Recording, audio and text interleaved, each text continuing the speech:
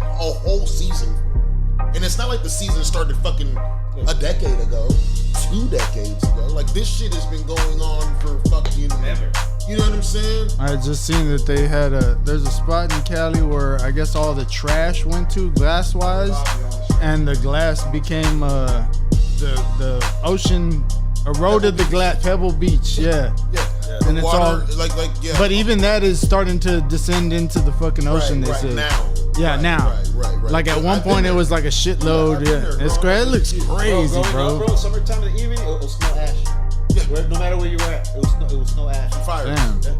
Fire. Growing up, it'll be hazy. Yeah, I remember growing up like just on a fucking Tuesday, fucking night, dog, just ash falling from the sky. That's normal. And it could be far away. Yeah, I'm talking about miles and like I'm talking about miles. And I watched this show that's like a fire PD kind of thing. I forget what it's called. But basically, it's an inmate who's got a job as a firefighter. Right. And he's like trying to, walk the legal line versus fucking whatever being a criminal still. But, and they're an actual fucking thing. Like, whenever the fires did happen, they had inmates who were real life doing that shit. Bro, okay, so let me tell you this. My whole entire life growing up in California, I've known nothing like that's not abnormal. Like, that's been going on as far back as I can recall. Yeah. I've known prisoners in doing fire fucking care or putting out fires or wildfires. That's been going on since I was like 8. That's crazy. Like, at least normal. Yeah. Super normal. Ain't nothing. It's not big. What's fucked up about the fire recently is how like here you get to have like windstorm insurance, hurricane insurance. Over there they have fire insurance, earthquake insurance, right? Yeah, one time, yeah. But that fucking area, insurance pulled out right before that. Oh yeah. That's why it's a suspect as fuck. It really suspect as fuck. Suspect as fuck. That's what's making. That's like Twin Towers type shit. Let's move the money right before the towers. Because of that reason. Right. Yeah, that is crazy. Well, that's what I was asking, if it was a financial loss that made it greater than every other one we saw. Yes. Because of more neighborhood than anything. Yes. But rich neighborhood at that. Rich neighborhood at that. It could have been all poor neighborhood and it never would have been as big. Well, yes, because I mean, maybe the amount as money. Yeah, financial. Financially not, but it still would have been in the fucking millions. Yeah. Regardless, you know what I'm saying? $1 million worth of checks. I mean, you still got. And not the basketball player. You still got stores, buildings, fucking, et cetera, et cetera. Y'all know what it is. Y'all know what it ain't. We are back with another episode of Ridin High presents Off the Kush podcast. Your host with the most, Skub Dose, is in the building today. This man will whip it up. This man will chef it up. This man will cook it up for you. You know what I'm saying? A local legend, one might say. You know what I'm saying? Sweet Bay Eatz is in the building today, goddammit. What up, JR here? Sweet Bay Eatz in the house. Shout out to our podcast. Mr. Skub over there, Mr. Appreciate you. Gotcha. How you doing, bro? How you doing? I appreciate you coming through. Chilling. Thanks for having me. So, for the people that don't know, but the people should know, especially if y'all like to eat any goddamn thing, let them know where you hail from, man. Man, so I'm JR, by the way, Celso. Come on. Originally from Fresno, California. Talk that talk. You can see I love to eat. Yeah. Anyways, so my profession is a sushi chef.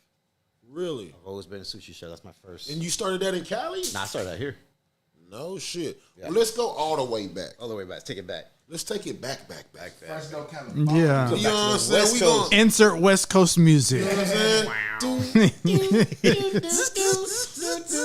Like straight up. Straight up. Boy, hit the hydraulic. Straight up. Man, so I hail from Fresno, California, Central Cali. No shit. Yeah. What was it like? How, like, Okay, I'll say like Yeah, this. y'all gotta talk Cali for a minute because being from Texas and we got 2 people from Cali on here. Right. It's almost like somebody said, y'all asking us what's the difference between Houston and Dallas. Right. Okay. Let's get into the differences between Fresno and Orange County. Okay, so it would be norteño and sureño. Yes. You know what I'm saying? First of all. So Fresno's right in the middle, so we're split. Right. We're split. You know what I'm saying? Okay, We're split. So it's like But the they heart. rep a little bit more north than They do. they do the For south. sure. You know what I'm saying? For sure. I grew up in the ranch. Okay. First, 7 years. All surrounded by grapes. Really? Like yeah. a vineyard. Yeah. Middle of the grape. So vineyard. that's another thing about like the northern part of Cali. There's a lot of freaking vineyards and wine vineyards and stuff like that. Like Napa Valley and shit like that. It's real nice and people go out there and vacay and do Airbnbs and all that nice shit. Oh, you know that's what I'm fancy saying? Were you stepping on grapes out there? Man, Once upon a time. these feet ain't that big, fool. Oh, that makes sense. I guess you gotta have some big feet for that to be your job, huh? Yeah. So He's like, I've been out there for hours. Man. So my parents are my dad's from Mexico. My mom's from the Valley and stuff. They met here in Corpus. They moved out there. No shit. Yeah, they did the whole migration thing, whatever. Right. Picking grapes, picking apples, Shut whatever. up, Yeah. So I grew up with a bunch of immigrants. Like, So were you born out there? Yeah. So they met in Corpus. yeah, Damn. Moved to Cali Yep. and then had you. yeah. Me and my That's brothers, sisters. crazy. Yeah. That's crazy. Yeah, man. So the lifestyle out there was crazy. I was mixing with a lot of the immigrants, Right.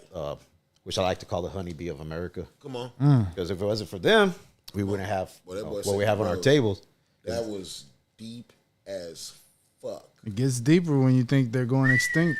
Yeah, just Ooh, that boy put a goddamn cherry on. I also like to think of them as the modern day slaves, but with a little pay. That was crazy. You know what I'm saying?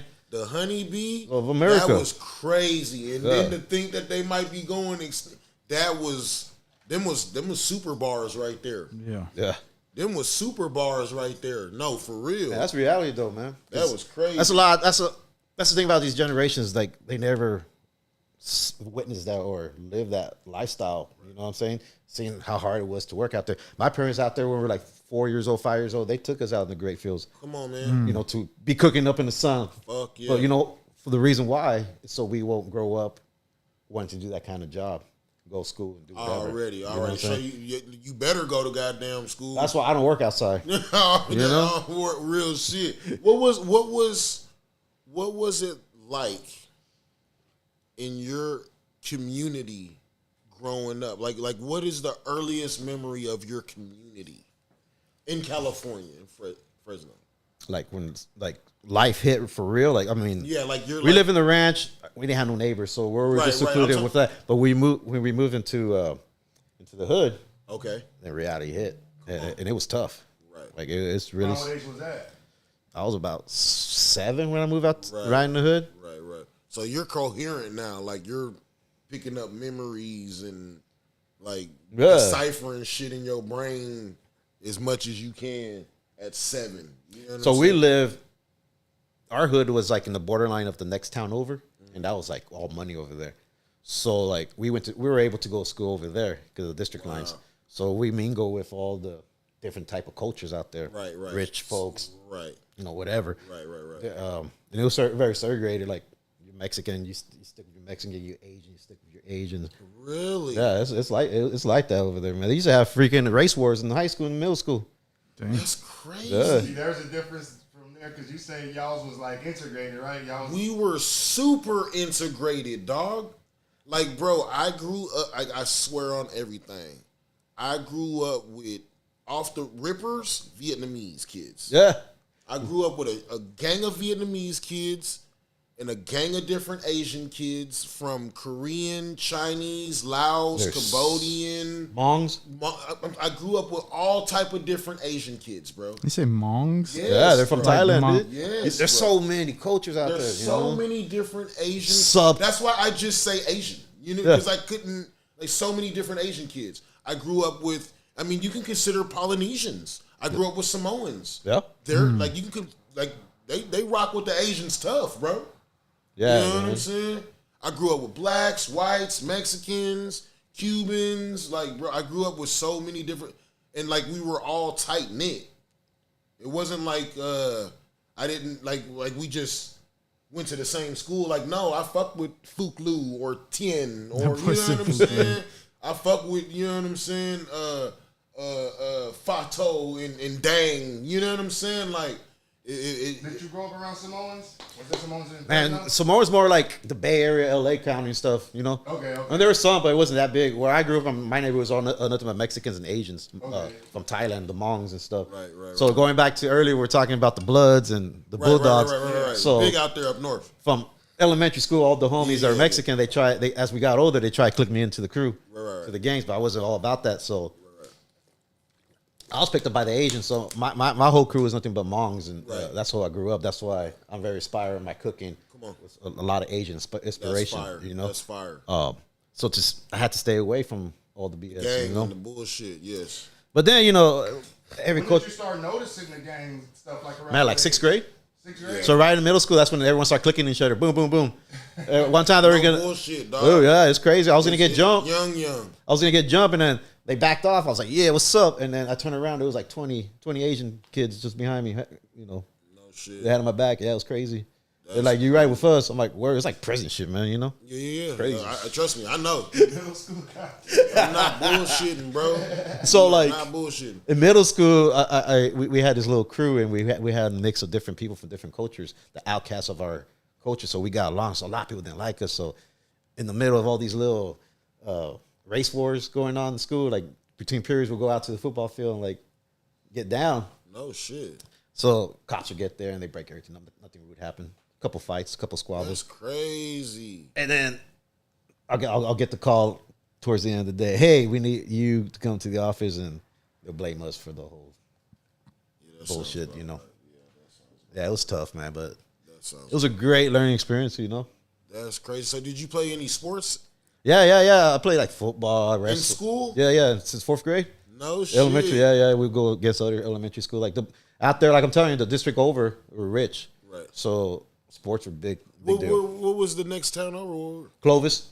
Okay, I know. Okay, Yeah. I know. I've heard of Elementary football Girl, teams I'm is not- crazy to me. I had But then he said they had money in the next town, so that's why I was like, fourth yeah. graders. Yeah, we faced other elementary.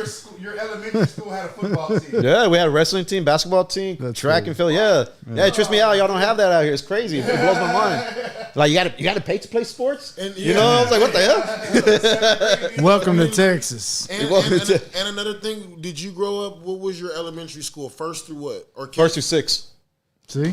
And middle school, seventh through eighth, and then 9 to 12 was high school. Yeah. That's how I grew up, bro. Yeah. That's so like, opposite. so that's why we had the sports teams and all that shit in elementary, because it was first through sixth fucking grade. nigga. Okay, so in elementary, what grades got to play for the football team? Fourth and Starting up? at fourth.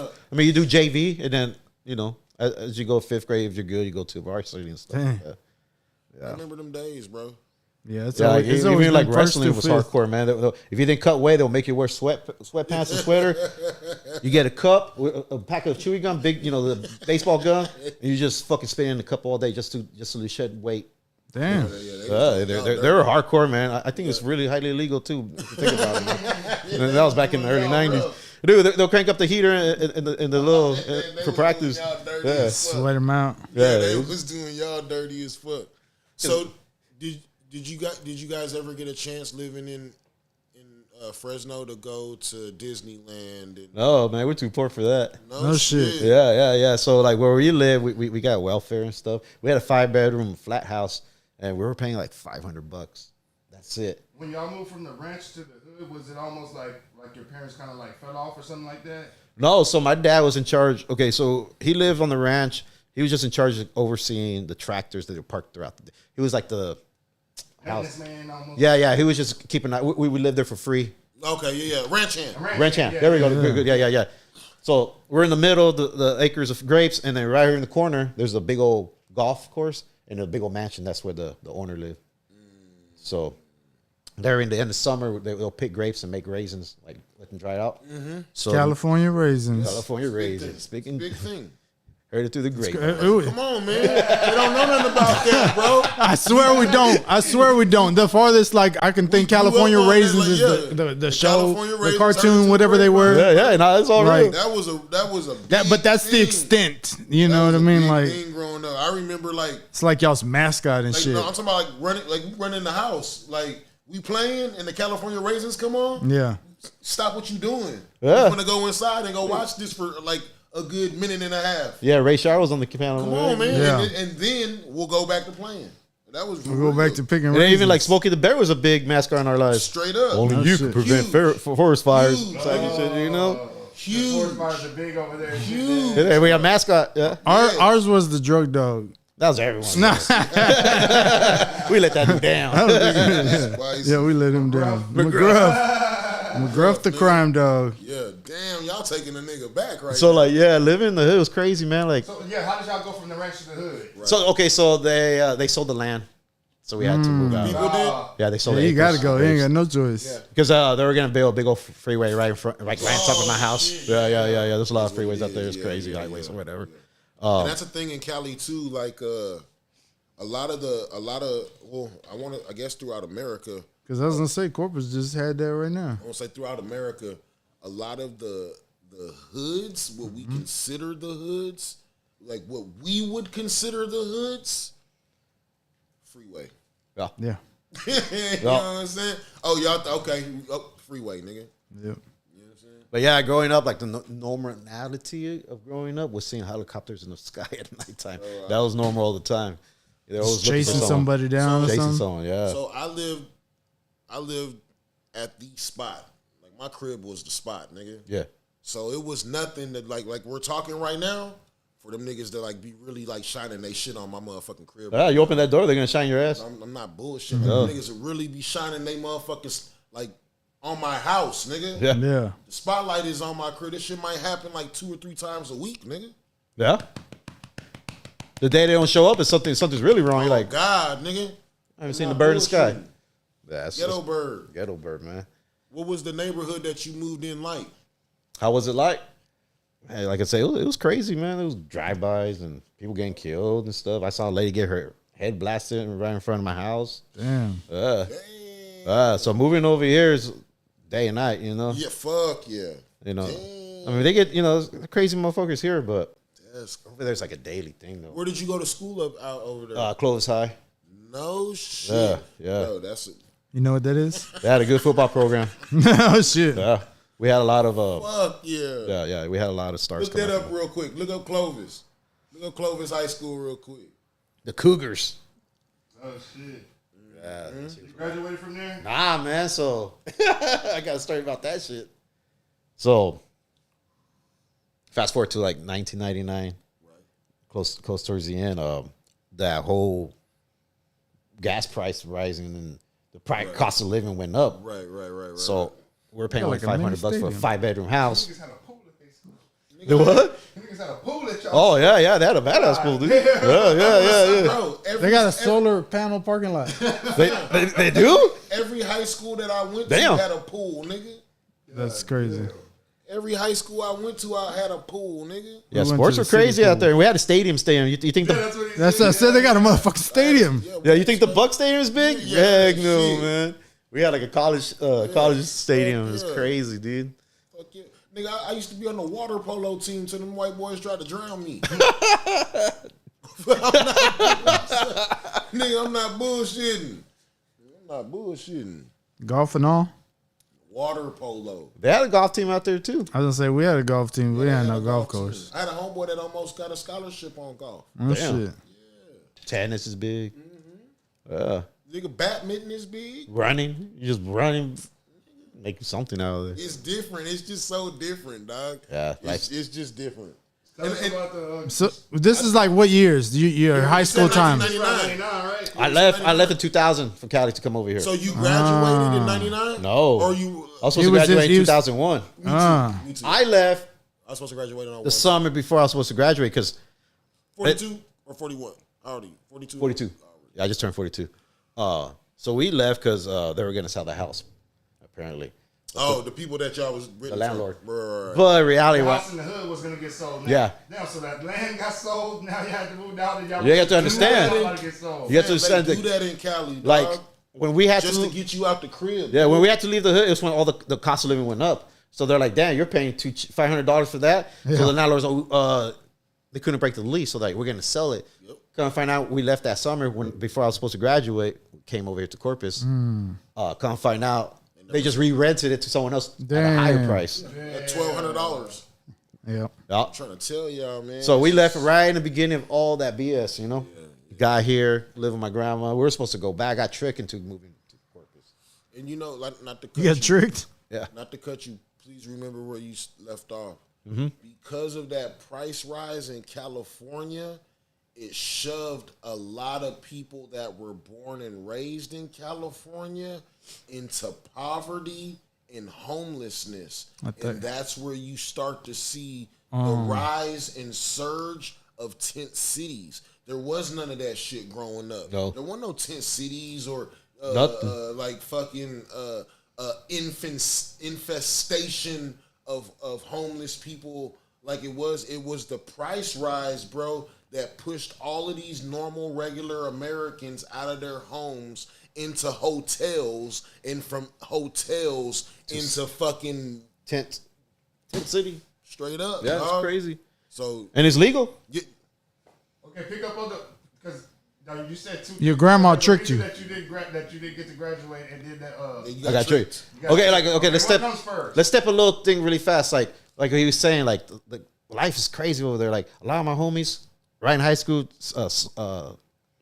They're freshman, thugging it hard as sophomore fuck, I'm year, guessing. so a lot of them started smoking ice and Oh, meth and shit. everything, dude. Or overdosing. I had a lot of homies overdosing. trying to you know? tell these niggas that shit. Right. At a young age, they was really At like introduced. 15 and 16, we By- we was experimenting, Yeah. nigga. By junior year, a lot of my homies look old as hell. Damn. Yeah, I was like, Bro, crack that. yeah. And then where I'm from, it's like they deem it the capital city of meth in the whole world Trying to tell you. because it's all tent city now. Trying to tell you. Yeah, it's crazy. So, you know, my parents are like, my dad was like, you know, we don't have money right now to get another spot. Let's go to Texas, figure it out, come back. You could graduate. So we came over here. Second day I landed in Texas, I got a job at the Bluebell, the ice creamy. What the fuck? Like the warehouse. Yeah. So I was like, shit, I'm gonna stack up my money, you know, Already. take care of myself, be able You got to. here, you're around 17, I'm guessing. Yeah. Okay, bet. So I was like, you know, have money so my parents don't have to worry about, you know, graduation, you know, If whatever. I want to move back, I can go and make it on my Well, I own. mean, so I could just, you know, I could pay for my cap and gown, all that crazy stuff, so you don't have to worry about it. Okay. Boy, went from And working when in you're there. working at Bluebell, is it still in your mind that we're going back to Cali? Yeah, This is yeah, just at the end of summer. Alright. So my cousins, they, we went to Orange Grove. Nah. I don't even know if you're playing right now. No, I'm not playing. You're not playing. You okay? Orange Grove. When we Yeah, first got here, we yes. stayed with my aunt out in Orange Grove, my two cousins. They went for it. They're like, yo, we're going to go to Corpus. We have an interview for summer jobs. You want to tag along? Yeah, whatever. So I'm waiting. They go in. I'm in the waiting room eating an ice cream because they have the ice cream, you know. That's what I do. So they come back out. They got hired. Basically, the hiring guys are, hey, you're here for an interview? I'm like, no, I'm just tagging along. They're like, would you like a job? I'm like, whatever, sure. My first job, you know. What, my first, yeah. That's a good company to work for. Yeah. So at the end of summer, basically fast forward towards the end of summer, and I was like, yo, ready to go back? Let's go. My dad's like, yeah, well, we're not going back. We're staying here. I was like, what? Damn. And that's when life turned. Hit him with the whoopsie doodle. The guy with the soundboard, man, I was all, so that's when my rebellious phase kicked in. I was mad. Why you wasn't feeling it here or what? Just- No, I'm It's like, not, bro. It's look. I mean, I know all your life you got ripped up and pulled over here and shit, but I mean, like when you got here, you said it was different. Like as far as like you didn't have to worry about that much drama every day. Wouldn't that be kind of a? well, I mean, that's just A breath of fresh period of summer air? to experience a full experience. You got to actually live here. At the time, I was just visiting with a job, so I was just basically working all the time with my cousin. So. Yeah, so basically, I got mad. We were living with my grandma's. We were sleeping on the floor because you know my dad Y'all living there. in Molina. Okay. That we moved to Molina to my grandma's house. So it was just no AC. We just slept on the floor and stuff. You know, in Texas, it's humid as hell. Yeah. I'm not used to that. I'm still not used to it. Yeah. Dumb, stupid hot. Yeah. That's why I know. That's why I understand how people get pissed off all the Oh time. God. Just the heat. You just mad because it's sweating, motherfucker. Yeah. So I moved out. Basically, they put me in West Oso. Oh shit. Yeah. So I went to West Oso, and they couldn't figure out my fucking credits from the school. Cali. Man, So they made a big bro. deal out of it. So the council was, well, we're gonna keep you back as a junior. You could graduate next year. I'm like, no, First off, I wanted to go back to graduate with my people that I grew up in kindergarten. Right, you know. Right. But that didn't happen. So you went to West Oso. You were class of 2001. You enrolled at West Oso. What, your junior year or senior year? They put me as a junior. That was supposed to be your senior year. Yeah, I 2001. went to West Oso with you then. For real? I went to West Oso in the Supposed to graduate in 01? 2000. Yeah? Yeah, you were. They were like you were class with like Stevie and all them, Stevie Fillmore and all. Yeah, them. yeah. 2001. Richard Gonzalez, Yeah. and all them. They were 2000. I was a freshman when they were seniors. No shit. Yeah. So I went to school with you. Like So that's crazy. Yeah. That's crazy. So I went there for like half a semester till winter break. So what happened? Basically, all I went to. Then I never went to Carroll. So the counselor was like, man, let me figure it out. We might be able to have you pass. You know, some credits don't align with our curriculum, whatever. So whatever. Coming around wintertime, December, the fucking counselor, he resigned. And I was like, fuck this. I'm like, bitch, I'm resigning too. Guys. So, Yeah, you know, fuck I it. started dabbling in some information. They're like, hey, at the age of 17, illegally, you could drop out of school without parents' permission. At that time, I was working at Pancho's. That's how I started working at Pancho's. Yeah. So I told my parents, I'm dropping out of school. I'm 17. I could do whatever I want. Yeah, I'm not doing this shit. BS. I'm not going to go to school for another year. So fast forward to that. Fucked up. I left the house, lived out in the streets, lived here and there, bounced around. When you left the house, did you move like by yourself with your homies, or like how did that? I just stayed at people's couches, Already. you know. That's when I started meeting people Just from the hood. From the hood, yeah. So I started meeting people. I was asleep on their couch. Bro, that's Cali shit. Yeah. Nah, I meant like he was asleep on their couch, then he met them. Who's this guy? I don't know. It's the guy on the couch. I mean, like people. I thought he was your friend. Guy on the couch. Yeah. Just like the logo. So, freak. So yeah. So you know, I went through all that rebellion. That's when I first started, you know, doing what, smoking and drinking, like first time and everything, you know, getting out of hand and everything like that. Experimenting. Yeah. Really, life lesson stuff. More life lesson stuff. Coming from Cali, you're a hardened, so like I'll walk around the streets at 2 a.m. go to some chick's house. I'll walk all the 3 miles or whatever. Like nothing. Not scared. Were you done, or had you been involved in anything hip hop related up until that point? Not yet. Okay. Not yet. Or smoking then at that time either. So that's basically when you start smoking. I started smoking and everything, drinking. This is like what, 17, 18? 17? Yeah. 17. So I became like really rebellious. You fresh out the house. I don't told these folks I'm done with school. I'm done Fucking grown. Basically, I'm done with y'all. Y'all took something away from me. Yeah. Bro, I went through. Man, Well, I was just getting at that you didn't get to smoke anything out there. No, Versus, that's what everyone tells me. I was like, no, never. That's got crazy. Let me. You just from paint Cali? this You ain't picture smoke for Cali? you. Where you? When as a kid, when you have no choice but to leave California with hopes of going back, nigga, and don't go back, it feels like you've been ripped off, nigga, like you've been fucked out of the best place in the world, nigga. You're comfortable. In your brain. And you're comfortable. You know what I'm saying? Especially at a teenage brain where like you think everything is going on in this place. You know what I'm saying? When I say damn near that most identical shit, I went through damn near the same. Bro, I really thought we was going home, nigga. Yeah. In my heart, I knew we was going home. When that lady told me we was staying, okay. All right, bet. So I just kept on working different restaurants, man. Like throughout Boy, name drop Ponchos. Ponchos. I worked What water are you doing at these restaurants? Yeah, I was just man. bus boying, dishwashing, basic Yeah. stuff. Okay, already. Starting off. Yeah. So like living on my own, you know, I got tired of eating ramen and eggs and everything. So like growing up, I watched my mom cook food like rice. So my first meal I ever cooked was arroz and pollo. Man. The reason why, and I tell everyone, growing up, like you want to learn how to cook, learn how to cook arroz and pollo because it has all the elements of cooking. Basically, you fry the rice, hydrate of water, Right. chicken, make the broth, whatever, put the tomato sauce. Everything. So it hits every single element of cooking. Right. So I said, you learn how to do that, you could cook anything in life. Right. Right. So that's how I gained my my knowledge of cooking, my basic elements. You know, Right, that's just remember growing up, my mom cooking and stuff because I wanted to eat good. Right. You know, And growing up, like, what made you? Were you just up under your mom all the time, or you just wanted to see how she was cooking shit? Or yeah, I love food. come on, Yeah, you know. So I always watched her. I was sitting in the kitchen watching her and stuff during summertime and where when they had school and stuff. right? So yeah, it was a learning experience, like going coming from over there to over here and stuff. That's dope. That's dope. You know, and I was always angry. I was mad. Yeah. So fast forward, I met this one girl. Blah blah blah. She made me go back to school. I went to Ray High School. Graduated from Ray High School, 2002. No shit. How long had you been out of school before you went back to school? So maybe a year. Bro, Yeah. So I was 18 when I went to Ray High School. are you still cool with that girl? No. Man, you fucking reconnect. Heck no. He gave you the good side of the story. You already. Man, life lesson I learned, like, you get something, just let the past be the past. And Truville. just learn from it, you know. That's Especially- dope that she put you on to going back. Yeah, to yeah, school, for though. sure. You know, I much respect for that. That's you know. that's live. Yeah. Was she the same age? A little Yeah, older? yeah. Same age.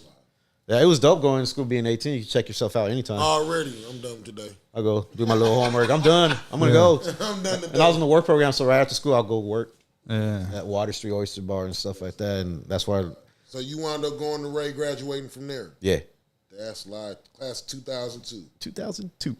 That's throw. Walk the stage and everything. Yeah, that was amazing. That was cool. No shit. Let Yeah, the ass that was down, cool, man. man. That was cool.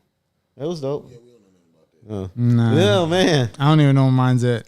Did you walk the stage? It's not, no. Did you graduate? 4 years later, Oh, nigga, I don't know what y'all talking about. it was they offered it at a job. They were like, we'll pay for your class to go, whatever. So I went and took it. They told me I could pass it if I took it right then. I took it, got my shit, and that was about all there was to it. That's fine. I mean, the diploma is cool. It's a good achievement, but you know, you're never gonna really use it. A good enough diploma. Like I tell people, That's what I got. And the boy said a good enough diploma. like if you And to this day, I can honestly say I've never had to present it to anyone. That's why I say I don't even know what the fuck it's at. It's like, Somebody wants this, right? Because they told me to hold on to this. You know what I mean? Like, Somebody need to see this. I even laminated it. but no, not to discourage the kids and everything. I mean, Nah, no shit, right? no.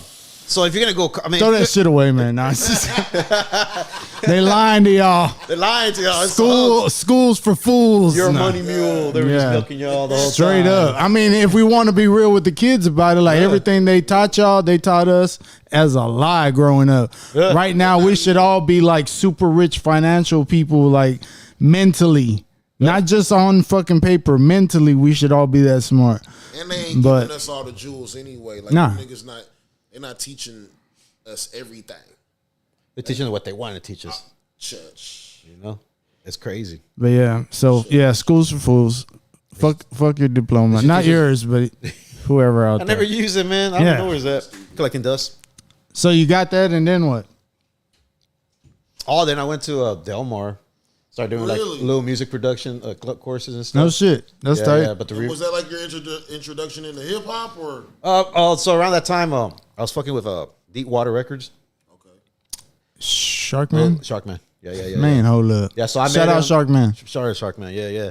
So I was working at Walmart. That's where I met that dude. So right after high school, I went to Walmart. I got a full-time job at Walmart overnight as a stalker and stuff. Yeah.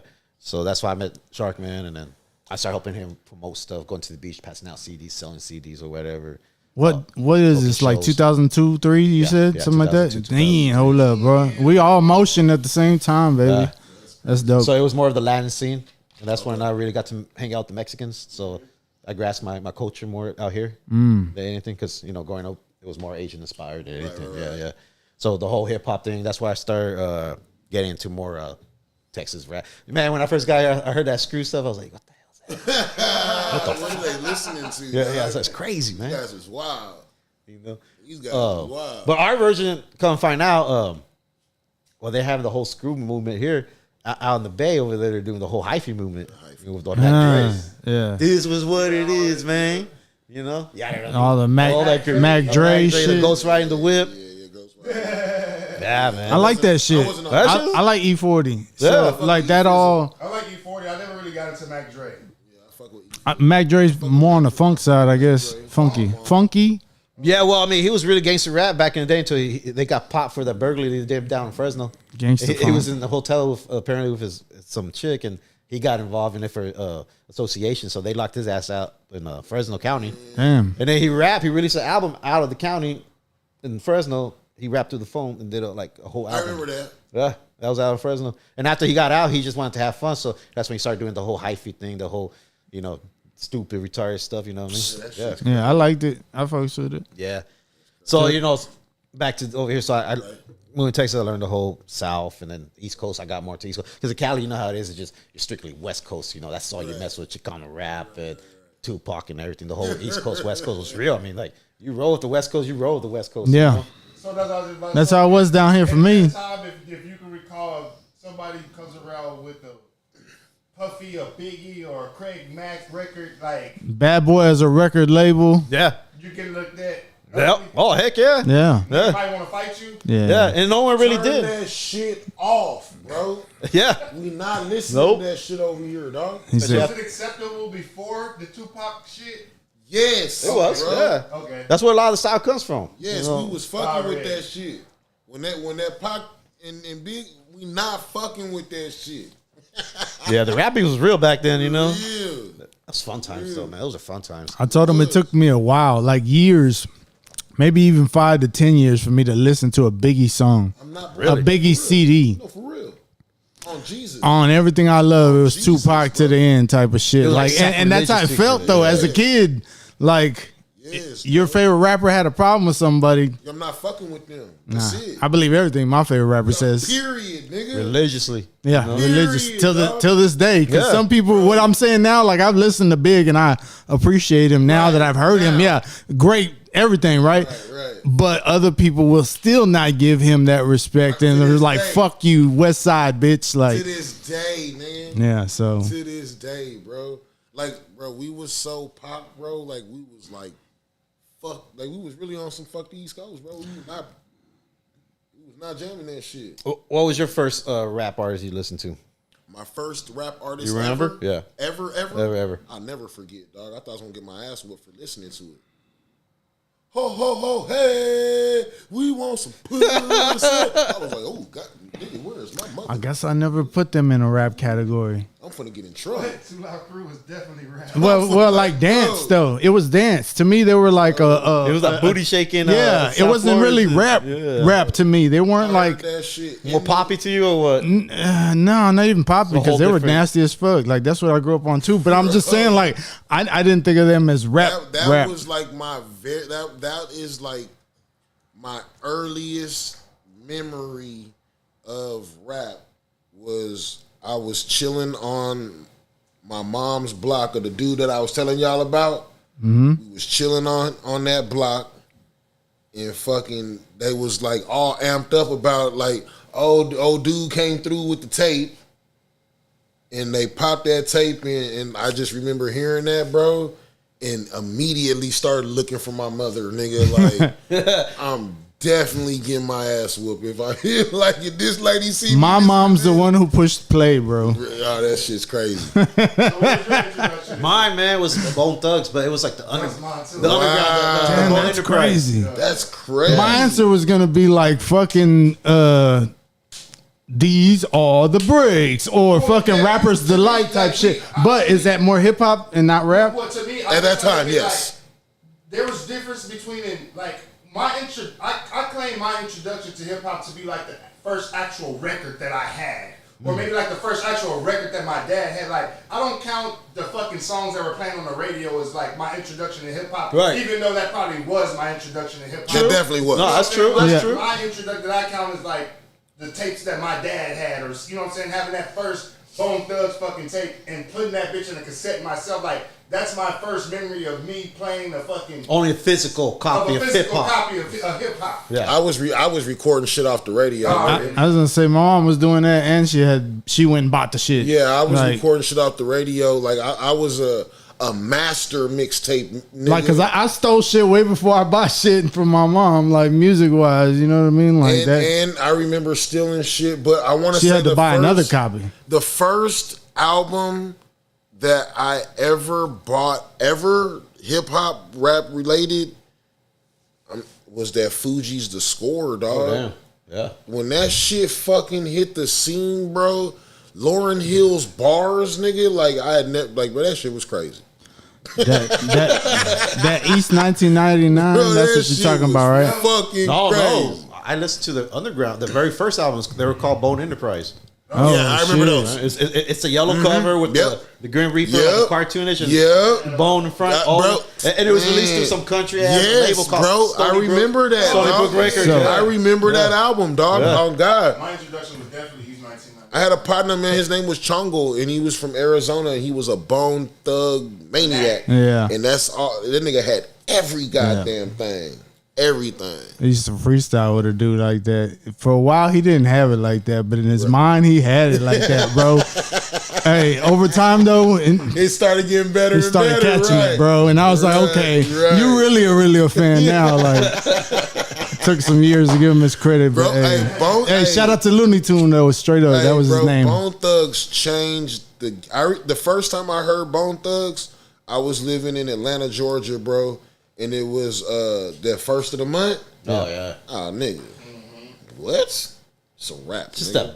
the beat maker. the beat, unique, man. the harmonizing. I Yeah. think it was the harmonizing that And, night. and then on top of it, them niggas is gang look like thugs. Oh, this shit is And it flows it's- with the beat. Nigga, it's a go.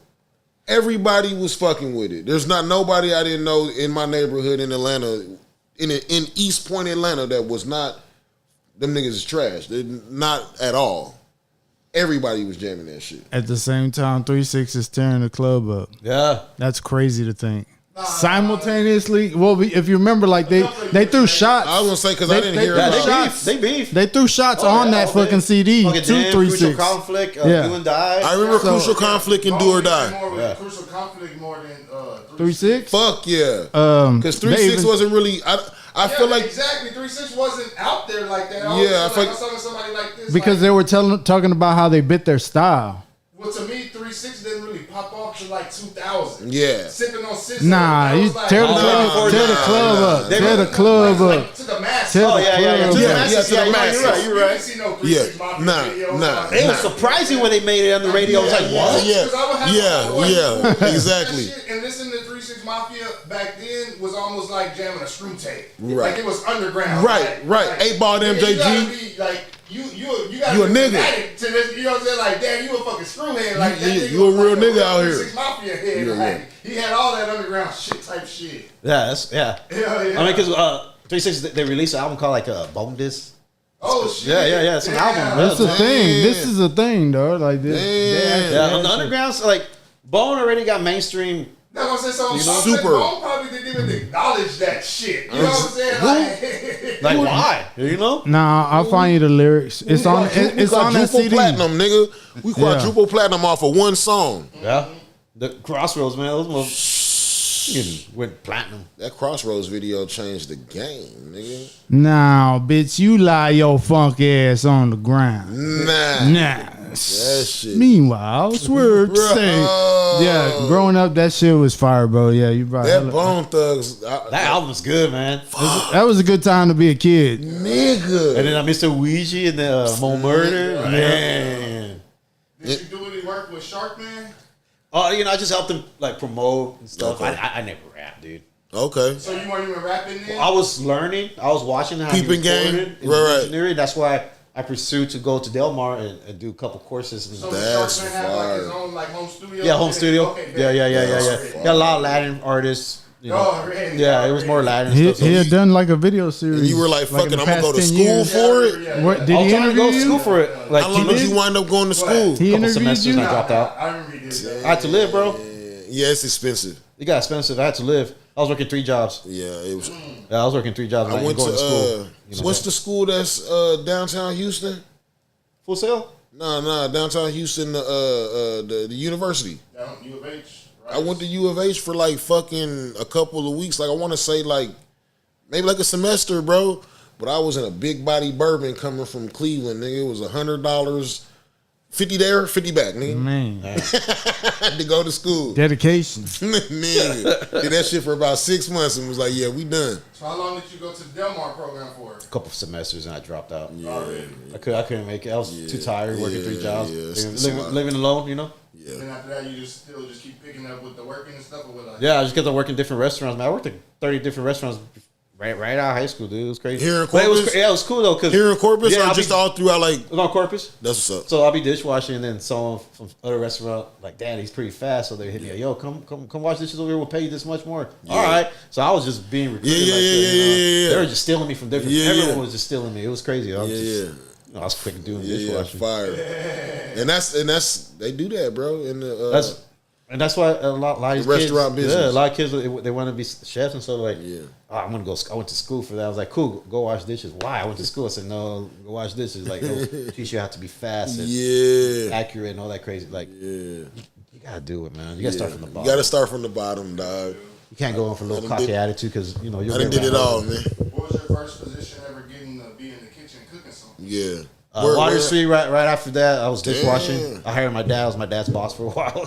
No shit. Yeah. Your Water Street. That was my little revenge. Like, oh, I got you back now, you boss. Ooh, nigga, you doing all the So guys. you start off at Water Street as dishwasher Yeah. and work your way up to Prep. cook? I started doing prep. Okay. Right. Making the sauces and stuff. Right. And then they threw me on the line making salads. Yeah, Basic ass. yeah. House salads and stuff. Yeah, yeah, Dude, one yeah. time I made this one place salad. It was a basic ass one. They sent it out. And then some guy from like Armenian or some other country comes and all I see is a flash in my face. I was like, what the fuck?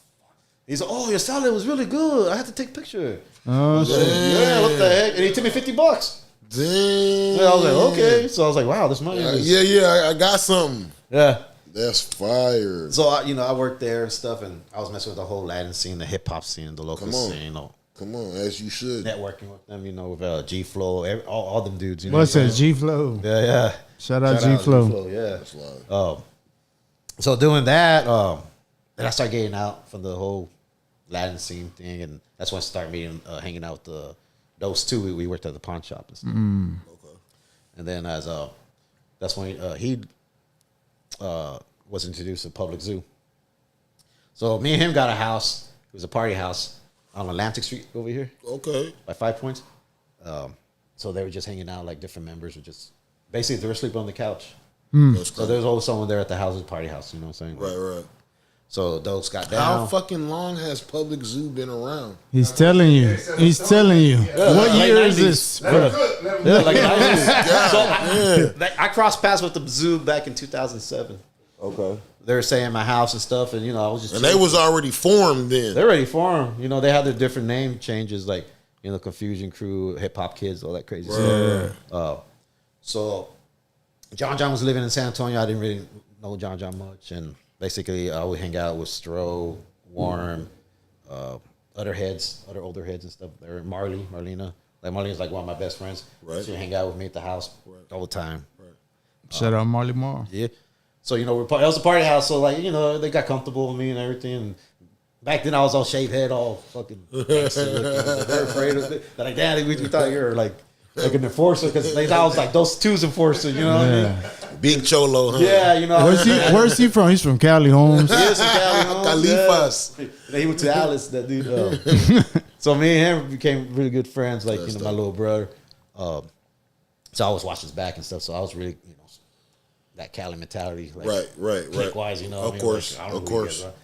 But it's time start hanging out. Then I started learning other like hip hop stuff. Okay. And like they put me on a lot of different artists and stuff, underground stuff. From From the zoo. From the but no, I'm talking about like from everywhere. Okay. So while they were all chilling in my house that era, we would bring a lot of underground artists from California, New York, and stuff like Tight. lyricists and stuff, and we'll book them. Roger from Murphy's Law, remember Murphy's Law? Jack Yep. Ashes. That's crazy. That was called Tapology. Yeah. We would do shows there. That was a spot. So he'll pay to bring people down. And then, so we're bringing people down just for us. Right. So people, we have DJ. That's where we met Devious and his crew, Scratch Robots. They hired them to DJ, and we were beefing all the time. We didn't like each other at all. Who? Me, Devious, all of us. We No didn't like each shit. other. Yeah. Wow. Fast forward, I put my time in, and they put me in. Marley vouched for me. We went to San Antonio for a show. Met John, her, and a couple heads. Like, yo, he's cool. Like, he takes care of us. Like, we want him down with the crew. Like, he's pretty smart. He knows he's knowledgeable. Yeah. So that's how I involved my style and everything. You know, That's ill. The East Coast style and everything. Like That's ill. yeah. And around that time, I started collecting records. No shit. So, yeah, I have a pretty big collection. That's fucking ill. So who were y'all listening to as far as East Coast back then? Back then, Yeah. the first person I got put on was like Nas, Big L, B.I.G. of course. I mean, B.I.G. is more commercial, I think, but like Big L, fucking I love that shit. You know, very slept on. Very. Very slept on. Very. If he didn't die, I think Jay-Z would never blown up. That's my opinion. Because you got to remember, they did a track on the radio. He outshined Jay-Z. Hey, I saw a good point that said, when has Jay-Z ever been hot? In what year was Jay-Z that nigga? You can't put no year. He went through all of the years, and the years all belong to like DMX, Eminem, fucking like there's like Lil Wayne, like there's no year where it was this is Jay's year. But he was smart. You know what he rode the wave of? The producers. Because remember, you had Timberland. He had his little era, so he'll jump on some Timberland stuff. Pharrell. So Pharrell. So JD, Jermaine Dupri. He wrote the hottest producers around that time. That's why Jay-Z. I'm not gonna lie. And those are his albums, though. I feel like Exactly. Those aren't just like spread out singles from each album. That's one album. I'm not saying, but I'm just giving albums, you facts. I will say that my favorite Jay is probably gonna be Jay and Pharrell Jay. Yeah. I like that, Jay. I like that Jay. That's cool, Jay. That nigga was real cool. I think I prefer like a Fade to JD. Black or a Black Album. What more can I say? Them samples, him and fucking Kanye locking up and shit, and what's the other dude? When he met Just Kanye, Blaze, Just Blaze. When he locked in with Kanye, that was like God level. Yeah. Them boys was on some different shit. Because Kanye was in his pure genius. Bro, I was going to say, that was Kanye's God level. Nigga did, not to change the subject, but to change the subject. Nigga, did y'all hear about Kanye's new song and what this nigga said on his album? I heard something about that. Nah, it's weird. Say, man. It's weird, bro. Wow. We definitely going to have a conversation about that. Well, When I say we're definitely having a conversation, King. Fam. you know what he's talking about? You think the whole Nazi thing was wild? Nigga. Anyways, So wild stuff, bro. back to what we were saying. Anyways, But yeah, back to the music part of that shit. Yeah. So But yeah, like when Kanye and Jay hooked up, that was God level shit. Like them niggas. That was. But you said like what? Nas, Big L, Wu-Tang. I feel Wu-Tang, like of course. Wu-Tang. Yeah, you know, Wu-Tang is a yeah. representative of what Zoo is. Basically. The zoo was putting you on most of the like East Coast music. yeah, like I said, I came over here West Coast. West Coast. Okay. So again, I got comfortable with the Zoo to be able to listen to East Coast. I didn't feel weird about Who it. was you listening to growing up I on was the gonna West? say that. On the West Side, a lot of Chicano rap. Okay, like who? Kid Like, Frost? Capone, Kid Frost. what you know about Capone, nigga? Yeah, man. What you know about Night Owl, nigga? Night Hour. Yeah. That shit's crazy, bro. That Night shit's- Owl. yo. Night Owl. So when I got here to Texas, Yeah. that song, Daddy, I'm in love with a thug. That one that blew him up. Yeah. That shit came out like 4 years prior. When I got here, 4 years later, and it blew him up, made him mainstream. Bro. You know, it was crazy how everything travels slowly. You know who was popular, and I hate to bring the subject up? SPM. Where? Out there. In Cali, yeah. A Really? lot of us thought he was from there. Because he was all involved in the Atlanta rap. So that's how we actually got introduced to a little bit of Screw, because the third wish? No, it was Power Moves. Power Moves. It had Screwed up yep. this too. It had the disc too. It came with the screwed up disc. So like Yeah. that was over there floating around. So like, you know. Yeah, I never heard that shit. Another growing big up. song that came out of Texas and no one knew was Wanna Be a Baller. That was Big out in there? Cali? That blew up in Cali. No Everyone shit. was like, yeah. Everyone was going to swap meet getting copies. Yeah, that boy said the swap meet, man. Joe had relatives. Boy in said Cali? the swap meet, man. Unknowingly, we were being introduced to a lot of Houston stuff out there, not knowing. But if you knew, you knew. But a lot of us didn't. That boy said. Was the Scarface being played out there? The Ghetto Boys? Yeah. Yeah. Man, I can't tell you if I remember or not. More likely, yeah. I mean, because they had classics, you know? Yeah, classic. You know what I'm saying? No, it was different. Like you might hear here. Of course, Snoop Dogg, Tupac, Dre, you know, all that Easy, you know, all that Yeah, good stuff. hear that shit like. So when you say y'all are doing parties at the party house, what is going on? Is there like live DJs and speakers and shit set up? Is there people rapping? Or is it just somebody y'all? Man, we all be sitting around taking X pills and watching watching YouTube on Wii, playing Wii. That's it, bro. Yeah. That's all we be doing all the time. Freestyling and That's shit. the party. Freestyle, man. We live in a haunted house. Things were happening there. We're all be. What? Yeah, it was. Yeah. What was it said on Atlantic? No, Atlantic, man. That house was built like in 1932. Nah, Things would fly off the wall. stop it. No, man. You could ask any Zoom member. They'll tell you, like, oh, yeah, that house was crazy, bro. That's a whole different episode. We all want to talk about that. I ain't going to talk about that. Yeah, that's crazy. Yeah, And how long did y'all wind up staying at that crib for? Until we, till we got evicted. I was gonna say, yeah. Yeah, how He did said that how. happen? He just said how. Yeah, how did y'all get evicted? They Like, took what X was pills and what was the final straw, nigga? Just partying too much. Okay, Neighbors that's were getting Girls mad. were always Yeah, telling shit? all the time. No Pulling shit. up. Oh. Yeah, the last party, one of the biggest party. Okay, so we used to do shows at Jack Ash's. Devious started getting involved with us, like trying to hang out with us and stuff. I didn't like the dude. Like, he didn't like me either. Come on. Yeah, we hated each other in the beginning. And Now y'all cool in the motherfucker. That's your boy. Yeah, man. Nah, he passed yeah, away. Oh man, that sucks. So one weekend we had a show, and he was talking mad shit. Like man, I'm over these fools. I want to y'all cool. Like I want to get down with y'all. And that time he was learning how to DJ and stuff. So like you know, he was a naturalist, man. Like pick up any instrument, he would just play it. Come on. So But he wasn't zoo at this point. He's just hanging out with y'all. He was just. he wasn't at all. He wasn't hanging with his. He would do shows together, but it's because the The booker. crew that he was with Yeah, already. the booker we were getting. Oh, booked. okay, but he We were wasn't, booking like, us all really the same. just hanging But then out. he- It has nothing to do with y'all calling them or nothing. No. Y'all were just going already. Yeah. Because we didn't have a DJ or stuff, or you know, we had some, but they weren't as That was their talented. house DJ, so y'all don't need to worry about a DJ. That's type right. shit. So they had a 3-man crew with Already. the scratch robots. Shout out to them, they're cool.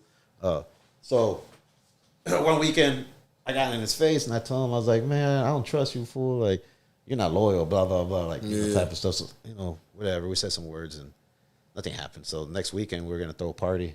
I got home, my boy Stro, he cleaned my whole house. I was like, yo, bro, like where'd my furniture go? He's all, and where my boxes? We just, I still have boxes in the dining room. Yeah. So I put everything in your room. Again, it was just piled up. I said, well, what the fuck you do that for? He's like, we're gonna have a birthday party for some chick. Oh, word? I'm like, I'm broke, bro. And he's like, nah, I got everything under control. Where? I even got a DJ. I'm like, and I'm like, who's gonna pay this DJ? Yeah. He's like, oh, no, he just wants to bring bottles and just party with us. Who? He's like, fuck, dude, you're not gonna like. It's devious. I'm like, I was like, man, for real, you gonna bring him to my house, dude? That's You crazy. need to ask me first before you Yeah, do yeah, that. that's He's like, crazy, well, bro. I knew you weren't gonna do it, and my plans did not pay for a DJ, so he was doing it for free. So That's crazy work. anyway, so he shows up. He brings a big old bottle, a fucking handle, of fucking Jack Daniels. Come on. Dude, we party out. Cops showed up. Nah. We continue partying, and by the end of the night, man, we're taking shots together. And, Already, as you best friends should, after young that. man. you know, That's So- fire. so he was hanging out with me a lot. All of us actually, like, and we finally got him down and stuff. Like, he was like, man, he's cool. So he became the official public zoo DJ. That's dope. I mean, we had other DJs from out of town stuff. But Right. Core wise, here at the moment, Corpus Christi, like, yeah, he became our DJ. Fast forward to, and you know, I was working 3 jobs, cooking here and there, Damn. working at Goodwill. I got probation. I had to do community service one time, and they offered me a job right after that. So this all gonna make this is all gonna come to a full circle. Yeah, for sure. I'm with you. So working at Goodwill, I grew up in Goodwill, regardless. Like, Right. thrifting. Right. So I always got used against hand-me-downs and stuff. It was cool. It's cheaper. You know, I hate shopping for clothes and stuff. Right. So I was obtaining a lot of stuff, hustling, grabbing stuff, putting it to the side, buying it later. Like accumulating my collection of vintage Right, stuff, right, clothes, toys, everything. Right. All that being stored. And so that time I was working there, and then me and Deaver started hanging out. Produce opened up downtown. Produce. Right. Dusty and all them. And they used to have these little get-togethers on Friday nights. Yeah. So Devious hits me up. He's like, hey, man. So let's go down there. Let's go check it out. See what these fools are talking about. Like, they say they're hip-hop. All right, let's go. Bro, I swear that's how I got involved with y'all. That's ill. On everything I love. Ill. Off a flyer. I was like, shit. what? Fuck. See, these niggas really hip hop. So, like, we're doing our hip-hop things for a minute. And, like, you have the land scene and everything. So, And y'all didn't even know Dusty or nobody? oh, okay, so Dusty's old school. Dusty used to fuck with the zoo back in the day. Okay. There was one But show. y'all didn't know Dusty was connected. Y'all didn't put Dusty and Produce together at that point. At the point, no, that came out left field. Okay. Because, like, he was messing with the Cumbia King. You know, he was doing all that stuff. Oh, you know, right. in the beginning. Right. He used to DJ out in the rolling rink out there, you know, Cityscapes and Yeah. do all that craziness. So he messed with the zoo. Like, he was part of them too for a while. Like, they all grew up together. He's a considered zoo too. Right. Yeah. Honestly, and he even said it one time. Right, On a right. He's like, I'm zoo. If none of y'all know, you know. Right. So these fools opened up produce and made Devious go. He gets his backpack. He puts Keystone Light 30 pack. He's like, here, you carry the backpack. So we're mobbing around there, getting, you know, drinking. Good night. It was a good night. So next day, Dusty goes on Facebook. He's like, yo, whoever tagged this up, like, what the fuck? Like, why? There was a tag on in front of the produce store on the granite wall. And then he shows it and it says PZAC. What the fuck? And I look at it, I'm like, God damn it, Devious. I hit up D. I was like, dude, what the fuck's wrong with you, bro? You tagged up produce. Like, we don't do that, bro. Like, and you put the PZ look, like, we're known, bro. Like, he knows who we are. Like, we're screwed, bro. Like, fuck, dude. Damn. Face the music. You got to fess up. So he hit up Dusty, and Dusty's like, y'all want to have a meeting with you tonight. Come by the produce. Right. So Devious hits me. He's like, yo, man, go with me. Because enforcer type, you know. I was like, yeah, cool, let's go. So we roll up over there, and they're like, nah, man, you're cool, man. It happens. It's part of the hip hop. You know, it's not right. It's kind of disrespectful, but you know, it's part of hip hop. Whatever, we get it. Like, we know who you guys are. Like, no stopping y'all. Because we had that habit, dude, getting drunk. We end up tagging a lot. Like, yeah, it was bad. We're bad, bro. Crazy. So they offer him the position downtown. Whenever Aria was there, they were going to open cereal bar in the back, sushi bar and everything. Sushi bar, yeah. So they said we went over there. They're like, we're going to transform this back area to the sushi bar, stereo bar, lounge, and everything. So, basically, from him tagging, he got a job. Let's go back. Shout out Devious, man. Rest in peace, man. Yeah, R.I.P., bro. Let's go see if these fools are really about hip hop. yeah. When y'all got there, was it really about hip hop? It was a Did it quench y'all? it was a different vibe. It set up for the next generation. Okay, So we saw a lot of potential there. Like, Okay. this is cool. but it was definitely hip hop. It was cool. I mean, there was females there, so like we loved it. You know, But how hip hop was it? they were on that time Odd Future stuff. Like, that's when Okay. Tyler But and them still, came out. yeah, already. You know that they were all on there. You Yeah, I know? love Tyler, So, yeah, I love Tyler. Yeah. So the whole produce, they have their crew. What's that- Fang and all of them. You know, Yeah. What's that? Yeah. What's that? Something zombies. What? The rap group from. Oh yeah, I know you're talking about. they sing Something that song, Zombie. Palm Trees. Something zombies. Yeah, I know what you're talking about. Yeah. Flatbush. Flatbush Zombies. Yeah. Like that type of shit. Yeah, that kind of Okay, stuff. You know. okay. So Joe Brock said it was like designer hip hop. designer. There we go. Yeah, Oh, that's a good one. yeah. That's Yeah. Flatbush Zombies and shit. Yeah. Yeah. So, so they offered the Devious at the same time, like, yo, do you want to spend vinyl over here at Produce Friday nights in the store? Because Produce used to sell like little clothes, little vinyl toys. Okay, like, okay. The culture, you know, around that time, Right, Kid right. Robot was blowing up. Right. So heck yeah, and they offered him the job at eventually when they opened up Stereo Bar to be the house DJ over there. So after that, Devious started DJing Friday nights, and I would tag along with him, of course. And then one day we sat down. He's like, man, you know, you should cook, because you know I was cooking too. So I'll bust out a little grill, make hot dogs, Man. hamburgers, drumsticks, whatever. So Right. every Friday it'll be popping there. Yeah, get Friday that night bread. parties. We had one person painting outside, so we had the gallery going on, and break dancers in there. So it was a cool mix, and that's when we started messing with y'all, the Gotti gang and everything. You know what I mean? So hanging out with the zoo, a lot of the Gotti gang, a lot of the land raps, like they merged. That's Right. with everyone, you know. And the rest was pretty much history. You know, that's when we started doing more shows out there. The Unbeatable. I mean, the Gulf Wars. Gulf and Wars. stuff. Yeah. That's what I was saying. They both missed that era. It's crazy, bro, because I can't really explain it. And pictures, I will never do it justice. You had to have been there. Like what was Gulf Wars? Rap battles. Yeah. The written ones I was telling you about. So you might like. Did you pick out like? Somebody called you out usually, or they set it up. Hey, what do you think about going against this guy? Type of shit. And that's just me seeing from my outside. Ask that. You got to remember, you got to go 3 rounds. How many minutes? Like each round, like 3? Something like a minute and a half, Minute something and a like that. Sometimes like a minute. Oh nigga. So basically, Yeah. I'm finna go so hard. But I got, So like basically, I got time to do research on you though. Nigga, I'm finna go so hard. Hey, your friends are not your friends, dog. yo, dude, I see so many. Oh man, You seen it, bro. Bro. I see. Yeah, That's it was crazy. It was fun, bro. Hey, internet was popping back then. I don't care what nobody was saying shit it because that was shit good. was online and then was it was fun. in person. Yeah, And how long did you have? You know what I'm saying? like 3 rounds. Let's say max. How long did I have? To, About like a month and a half, Maybe, maybe 2 yeah. months. You had a while.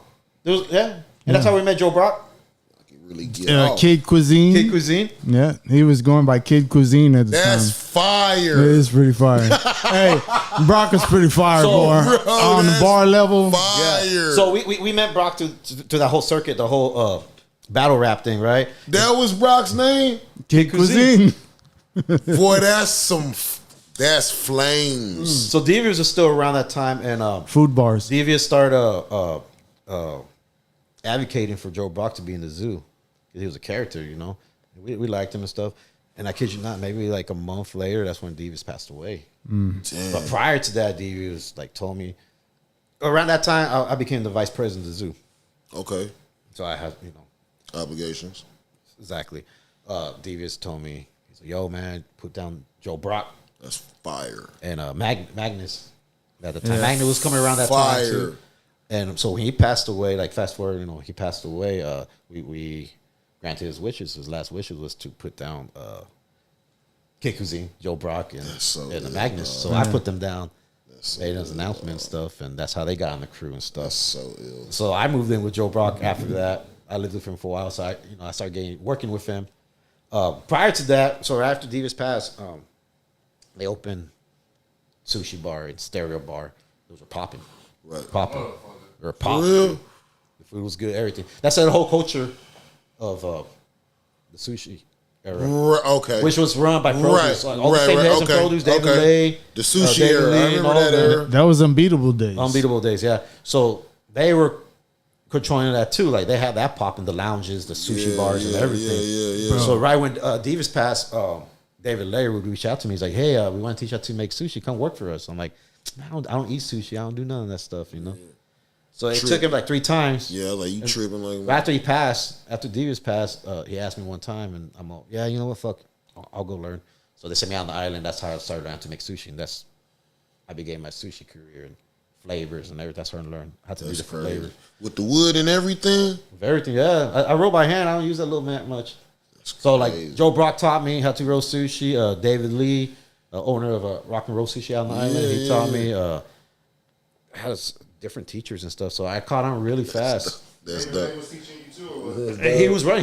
He owned sushi bar. Yeah. Yeah. So yeah, he had his guys teaching me. So Already. And see, people don't realize too. Like some people do because they were there, but that shit grew literally, bro. They literally grew from downtown to where they ended up opening up. The south Remember they were side. on the south side. So whoa, back up. So it Yeah. actually started on the island. Oh shit! It started on the island. Oh, wait. I was locked up during that time. Okay. Okay. Started on the island. They Yeah. opened up downtown, and then they opened up south. They closed down the island, opened up the south side. So that time, I only had not even a year under my belt. And nigga, they was wanging sushi like that. Yeah, it was good sushi, And man. not just that, the stereo bar, because it was a stereo bar downtown. And That's on the connected south side. to Aria. Bro, they literally had the fucking turntables set up in the fucking bar, like house White turntables. tables. Yeah, you could just walk in there and like, hey, took your shit up and take some vinyls in there and start spinning. Yeah, so Devious would spin. It was literally Let's like a music bar, like Yeah. no other, right? And that's what it was, and that was their goal. They Like succeeded. a hip hop bar. You know, like, A hip hop yeah. sushi hip-hop bar. Like, Yeah. They were right next door to each other. It was 2 buildings. They were right next door to each other, but they had a whole, like the Aria. You can walk right through it. And I'm talking about the south side. Southside, yeah. Southside. That opened up a little bit later, but eventually we got that popping. Aria was the unbeatable days. There was. So like you could go from a hip hop concert at its fullest, packed, and then walk down a little hallway past the restrooms and go to the fucking whole different sushi bar Or you can area. go upstairs. Or you can go upstairs. The rooftop. Damn. It's the arcade place now. Retro. That's It was popping, bro. Yeah. That time Packed, was nice. bro. Packed. That's Packed, love. like crowds, dude. Crowds. People would travel from everywhere just to come to be Bro, unbeatable. hip hop events. Hip hop was on the peak right there, dude. Downtown was I want to say, you know who Rapid Rick is? From Dallas. Yeah, he came down that one time. I think. Rapid Rick? You said Rapid Rick? Yeah, Austin. He's from Austin? Yeah. My bad. Hell yeah. So actually, man, Yeah, I missed it out. sucked losing Devious, but because of that happening, it continued. It got bigger and bigger and bigger. The legacy lives. Legacy lived. Yeah, that's dope. But then at the same time, a lot of people didn't know the turmoil that us as a crew had because we just wanted to keep on partying because that kind of took our mind off of what happened to Of Devious. course. But And y'all were young Or too. looking at it like y'all are just like moving on and forgetting about him type shit. no, because we always repped him. No, but I'm saying But that's yeah. what people were looking at. Because No one knew what was You going on. couldn't. But ourselves, like we were hurting. Yeah. We never lost anyone like that. Yeah. So eventually, like there's turmoil and stuff, and basically we just left the scene. Like everyone just been stopped talking to each other That's because we were all crazy. honestly hurting. Like it sucked. Yeah, it was crazy, bro. There was definitely like a gap in shows during that time period, right? I mean, you could literally see it, How bro. long? 10 years. Yeah, straight up. Holy Like for them to do it again, yeah. Wow. And that was the battle at the House of Rock, right? Like, Yeah, that's Yeah. when we all came that one night and announced Yeah, that yeah, we reformed Yeah. and stuff. Yeah. The battle? Yeah. That you were in. That was their first show in like 10 years. Yeah. Wow. Because we used to do those kind of shows back in the day. Like how often? Every Once a year? Christmas. Every Christmas. For that Okay. show That kind of show alone. giving money? Yeah, Okay. that's But just we the would do annual shows every show. other 3 months or so, like big Yeah, events. yeah, that's what I said. That's just the annual show. Yeah. That's So you were so fire. guaranteed to get at least 4 public zoo shows a year. Maybe I mean main At ones least- at like least. wrestling, like you had your Royal Rumble, WrestleMania, Survivor Yeah, Series, yeah. but we had smaller shows that we do just That's for what I'm ourselves. saying, and that's what I'm looking Yeah. at it as. You know what I'm saying? It's almost like that Christmas show was almost like y'all's WrestleMania. Yeah. And then y'all Yeah. got y'all SummerSlam, and Yeah. then, you know what I'm saying? Like Yeah. that type shit. Yeah, that's the way we treated it. Yeah. So that's why I say you can guarantee Public Zoo is going to do at least 4 events a year. Big events, yes. Oh, But we really? had our events every month. Like we'll bring someone down from Cali, like underground or whatever. Like In your house. in your house. There we go. That's a great concept right there. Hey, real shit though, because to go from like an Aria stage and then to still be able to pack out Revo, I don't know if you ever made it. What is Revo now? Flanagan's, Southside. Southside. Okay, have you been in there? Okay, to have that bitch packed for a hip hop event, bro, that was like Super 8 Mile-ish vibes right there. Like was. you in a super crowded place and there's only like Spitting your life out. yeah, oh bro, there was people up there nervous as fuck, hands shaking, palms are sweaty, like real shit, bro. And they were doing it though. Fuck all the bullshit. They were fucking doing We it. were running out people from like Beeville. I told him this the other day. The whole crowd would chase them, and these fools would run through the parking lot, shut down the show like that. crazy. Like, what would them niggas from Beeville say, dog? Like, fuck Corpus, well, even though I'm here? Like, Go. I want to hear what you say. Basically, they were just trying to make a name for themselves. I mean, you're a small town country boy. Of course, you're gonna try to do something stupid. so what? But then when you come to Corpus, and then you're like, oh, damn, these guys are real. So So you're what- getting chased down the parking lot. Okay, so look. Is there just a town beef that y'all got with these niggas? It's Because I wanna- 361. Are they 361? They are. They are. And so is Victoria. So, okay. Shout out Fame Johnson. Hey, that's why we I'm go. just saying. So Hey, that's when you it's- go to your phone and you try to look like a website, and they always push you like you're in Victoria because they're 361. Okay. Yeah. Okay. Yeah. I can get that then. Yeah. I understand that. so the small towns would come to the big towns. You're not. Trying to make a name for themselves. And I was gonna say at first I saw it like as they were paying homage to what y'all did, but then it got personal and then it turned into like being chased out the fucking parking lot type shit. Like, So were they That's on some good. like fuck the people who are putting this event together type shit? Well, Reggie, the rigs, like the BS. Oh, this shit's rigged. They got eliminated from the round. This shit's and they're rigged. throwing slugs in their raps to y'all type shit too? Or Yeah. Crazy. to where actual battles were planned out. I think Jake's in one of them. I forgot which one it is. crazy. Jake battles OD, What year is this? right? Yeah. It was like 2014. 12, 13, something like that. 2014 around there. Yeah. That was like probably the last active year we were active. Bro, I'm gonna send you some. I'm gonna send you some Jake battles. You'll look at Jake a whole different way, bro. He was a So young when- murderer. That's crazy. He was Zoo's assassin, bro. Not even bullshitting. I'll tell him I this. remember the last battle he went and he choked. And that was the last time Oh he ever did man. it. We were working at downtown over here at Sushi Bar, the Stereo Lounge. And we got off work and I didn't have a right. So he's like, hey, you could roll with me. And on the way he was rolling a blunt, he was smoking, dude. And I was like, bro, you sure you want to smoke the whole thing? He's like, yeah. Fuck, he was too high, dude. The last round he forgot his lyrics. Damn. Yeah. But he was an assassin, dude. And after that, he just didn't want to do it no more. It got to his head, like, he's like, fucked up. And I was like, nah, bro, that's a one-time thing. Everyone does it. Yeah, everybody fucks up. Bro. Alex brought up GJ. Oh, yeah. GJ is a What do you beast, remember bro. of him? That dude. Well, this was pre-106 in Park. I mean, pre. Oh yeah, by yeah, far. yeah. Yeah. No If shit. But he was not, already if doing, not like, a year Smash and a Mouth and half or everything something like before that. that. What do you mean? He was doing, like, Rap battles. big league. Oh shit. Yeah, G-Jet. Country boy, fucking fan instantly, bro. Off the head, on the pen and pad. Pen and pad sounds like the off the head, so it's like yeah. it's crazy, bro. Straight up. Shit. Oh Did you yeah, I see think that he shit? did. I don't know if he took him though. Nah, he definitely That's didn't take him. Jet didn't lose to nobody. Sorry, Jake. Yeah, he Does- was winning all the time. What is Public Zoo got planned in the future? Fast forward to now. So Right. so right now, I took a hiatus from the zoo. Okay. Cool and everything. Like, it's all love and everything. Right. I just got to focus on my businesses. Right.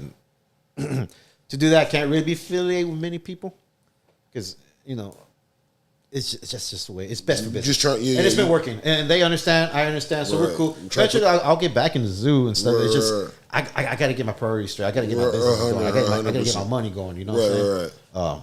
So, fast forward. So that period where the zoo wasn't, I mean, we were around, but we weren't around. Like, certain people talk to certain people around that time. Right. So we're cool, like that. So around that time, I was working at HEB. I was gonna make a career, trying to be manager and stuff. I was there like This nigga 3 crazy. years and stuff. This nigga crazy. And then Loudmouth hits me up out of the blue.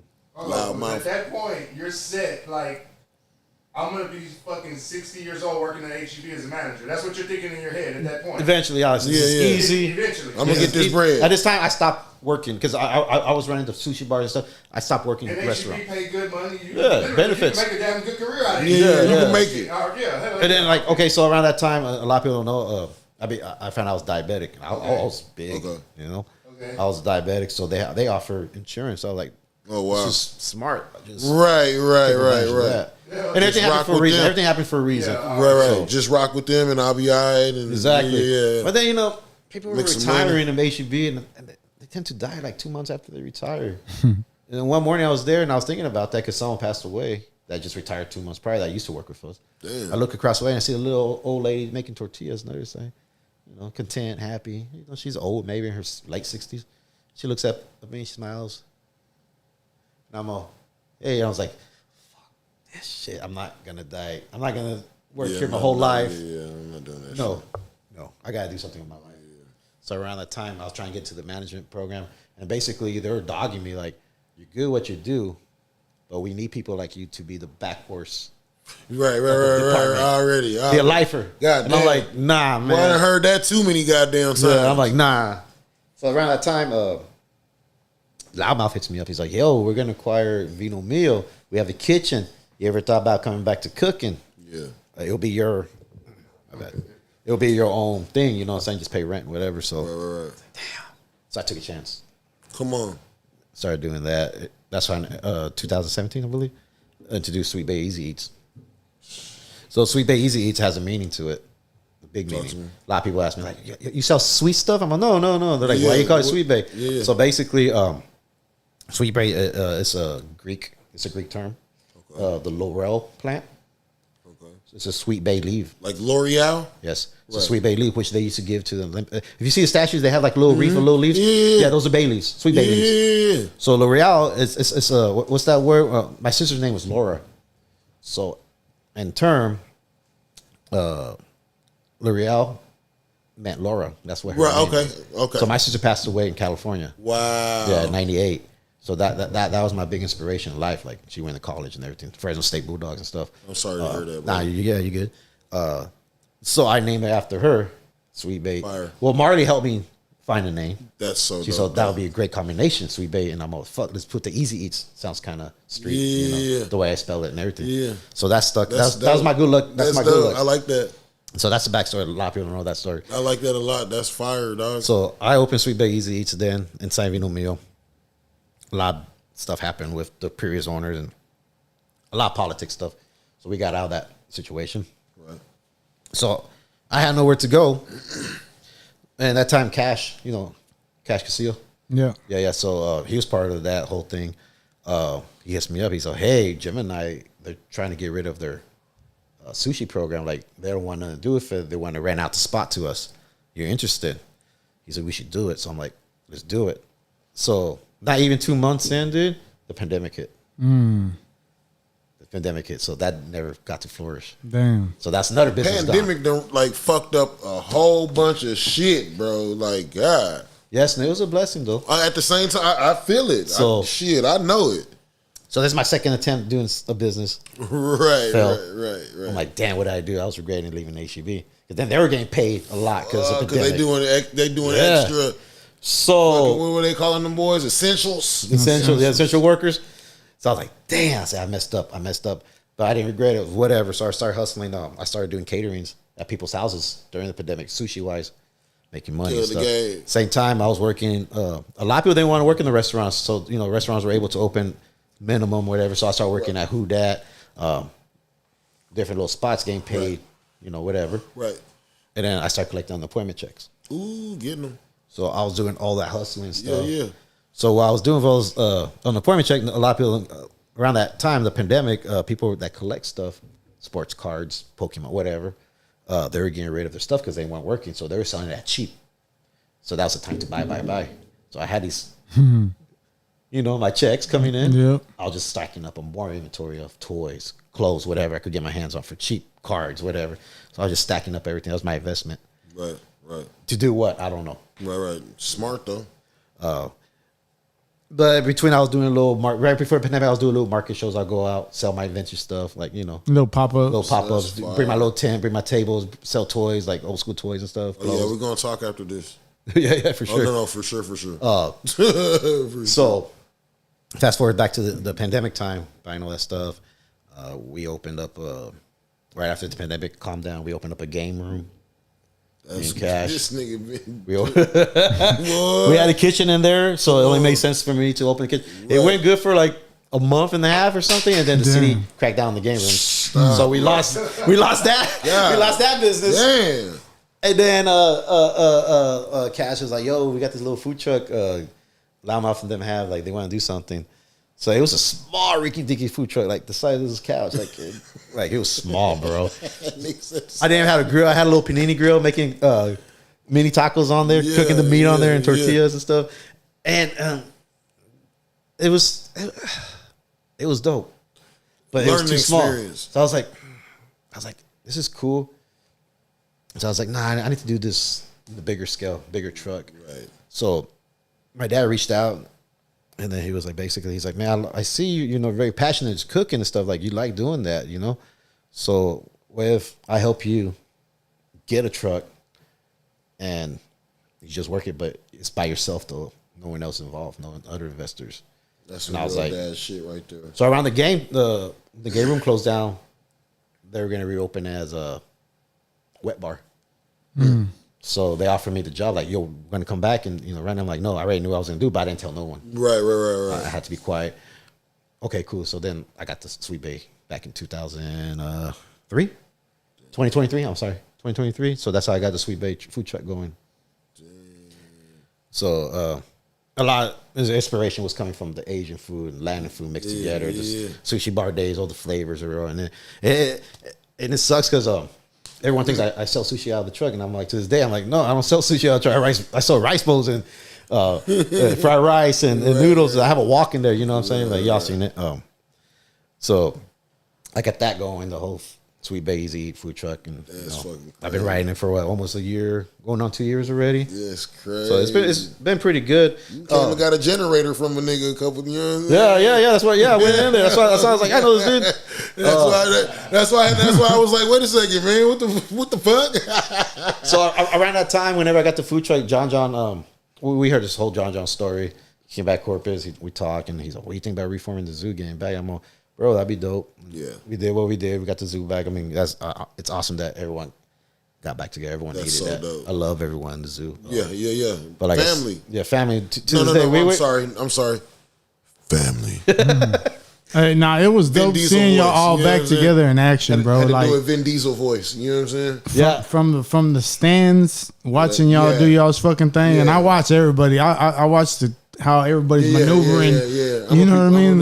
And we talked prior to that about like doing like a documentary and stuff, like talk about the whole history of stuff and stuff. So whenever John approached me about it, and I'm because me and John were hanging out a lot, and he wasn't really talking to a lot of people at that time in the zoo. That's dope. So like I was like, dude, yeah, man, like let's get back together. Like I've been bugging for years because I miss everyone. You know, that was a big piece missing in my life. You know what I'm saying? Yeah. So we got everyone back on board, and you know the rest is history. Like right now, like what they're doing, they're growing, they're doing shows, they're doing everything. You know, Right. I still so dope. You still see me out there with the truck and stuff. You know, we still mess with each other, fuck with each other. But it's family, man. it's family. Yeah, at the end of the day, I love them and everything. So getting the food truck, back to the food truck, you know, I just been doing that, and it's been. How long did it take from buying the actual truck to being ready to sell your first? So plate? I got my food truck customized. Oh shit! I ordered it February of 2022, Damn. I believe, or 23. I ordered it. 23. Ordered it. So I didn't get it until like June, and I didn't open it until August 5th. That's ill. So full circle. With all the specifications that you wanted. Yeah. So full circle time. Silver trim. You know what I'm saying? So the guy, my builder, I didn't know he's out in Taft. So I saw the company. I went to San Antonio. It was some cheap ass trucks, like from Mexico, like crappy ass truck. So I saw that someone in Taft builds them. So I went, approached them, called them on the phone. We discussed pricing and everything. The lady was nice. Boom, boom, boom. And then we stepped to her office and signed contracts, put the down payment, maybe buy off the truck, buy off the food trailer. Damn. And I'm noticing the signatures on there, and it says Johnny Ray, and I forgot his wife's name, something Ray. And Johnny Ray, I was like, I know that name. I was like, that's your husband? She's like, yeah. I was like, he used to work at Water Street? She's like, yeah, I did too. I worked in the seafood company. He worked at Water Street. I was like, that's my old boss. That's my first kitchen boss ever. Oh shit. So what he does now in life, he builds food trucks, Johnny lunchboxes. So talk about full circles. That circle completed. That nigga made a full tandem right there. That was ill. Yeah. So my first kitchen manager built my first. That's dope. Food truck. Damn. Such a blessing, bro. Yeah, it was so crazy. And my dad knows because my dad used to work with us, so my dad was freaking out too. He's like, "Oh wow, it's crazy, right?" Because you was his dad boss. That's crazy. yeah. That's fucking crazy. Yeah, it's been an experience, man. Like you said, August was your August of 2023. I did that block party. So my first day operating was a art walk. Come on. Okay. So everyone's like, "Dang, you're diving in deep end." You gotta remember that first day. Yeah, it was a car show. We were out there. Fame was right across from me playing. And what's his name? Damn. Oh yeah, I got the footage. I still got the footage. Yeah, that's right. Y'all went out there. Yeah. You need to put that shit up on this one, man. I got it on YouTube. Yeah, dude. It was live, bro. It was live. I sold out, dude. I never did the plates in my life. I just made a menu up. Never test drive them, nothing. But then I couldn't walk. I was throwing up, and I was like, "Oh man, this is how it's gonna be all the time." Like, because I didn't eat nothing all day or for 3 days straight because I was so busy on the timeline trying to get my permits. Right. I pulled my permits out the day of the art walk, the first day operating ever. Right. So yeah, I mean, was nervous than the motherfucker. yeah. that was all. That was the We on Fire weekend. That's fucking dope. yeah, because the next day we did the block thing, right? Mm-hmm. I think you were there for that. I might have been. Was that the one that Kai and all them performed at? Nah, shit. No, I went a month later to y'all that block party on Staples. Yep. Yeah. I was already operating a little bit more within a month, so because I was by myself. But no, I Gotcha. remember. But yeah, the artwork was my first That's dive fucking into. Well, you know what? Me and Joe Brock did a wedding prior to that out of San Diego. We did chicken fried steaks and Come all that on. good stuff. It was cool. That was the first time I ever operated, but official to the public. It was. Say, It was man, when artwork. I seen Joe on the cooking show, I said, I'm flabbergasted, nigga. Like, I can't, like, bro, I need that nigga Joe to make a burger. The first or second time? I don't even know there was a second time. He got an invite to come back. Yeah, he's been on TV like 3 times. Yeah, and we went this nigga to go watch the premiere with Brock. Me and my daughters at fucking what's it called, B&J's. Yeah. That's crazy. Yeah. Shout out to Jay Dizzle, man. For real, man. For real, man. That dude pushed me to my limits of cooking and stuff, man. Like, shout out to him, man. Like, that's my bro. Right? What do you think is your best dish? Best dish? Dish it out. I don't know, man. I'm very self conscious when it comes to I cooking. don't want to hear that. No, bullshit. I am, but it keeps me on my toes. Okay, what is the dish that is your most requested On the food truck, in general? like the Devious bowl, I name a bowl after Devious. This is my beef bowl. That's my signature bowl right there. That's dope. So like we had another DJ called Mike Nice from the Valley. He passed away too during pandemic. R.I.P. Mike Nice. So I name rest in peace. So I name a bowl after him, a chicken bowl after him. So the way I name my menu, it has a lot of thinking to it, and it has a lot of meaning behind it and stuff. Right. It has a lot of what you call it. I honor a lot of places I worked at. That's like dope. the walk I have there, because I used to work at Coastal Serves, a Peruvian place. That's how I learned how to work with the walk. Shout out to Nick. With that, man. I fuck Yeah. with that. That boy was looking young there. Damn, You know what I'm saying? she ages you, man. The food truck. Boy. It's that life. I fucked up because I set the camera on the fucking thing and all that music, so that's It why was you just- can see all the waves because the Wow. Bro, it was, dude. The vibration of the fucking sound yeah, got me that's all that sick, stuff, bro. man. That's Oh, shit. That's where we picked up Creed's table and walked it all the way over there. Remember you were talking about that with Bree? Yeah. That's life. Right across the way. I didn't remember what you were talking about because you said fame, and I'm like, fame. Yeah, Fang was. Oh, I right. forgot he had that big ass fucking setup over there now. He was right in front of me. Yeah, right in front of you, me, yeah. man. And that bitch was just like, whoa, Yeah, so I don't even think you would have heard him anyway. Like, No, You man. can barely hear him talking when they were on the footage. Shit. It was loud. yeah, but That's dope, man. that's dope. Yeah, Shout out to yeah. my cashiers, man. Andy. I was just about to ask you, so how do you go about like getting employees? Because I had a store in the trade center, and one of the most difficult things. Was it employees? I didn't even say it Is was it- difficult. It was just more or less like fucking Having to pay that nigga.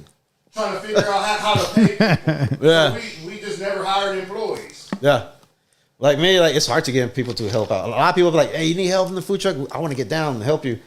But when it comes time to it, they're nowhere to be found. Yeah. So like I had two cashiers. Andy's one and my other homegirl, Tabby. They both helped me out here and there. That's dope. But I'm more of a one-man band, Yeah. so I could do everything A myself. little bit of, yeah. Yeah. That's why I have to walk in there as fast. 2 minutes can make you a meal. That's, Yeah. try that, nigga.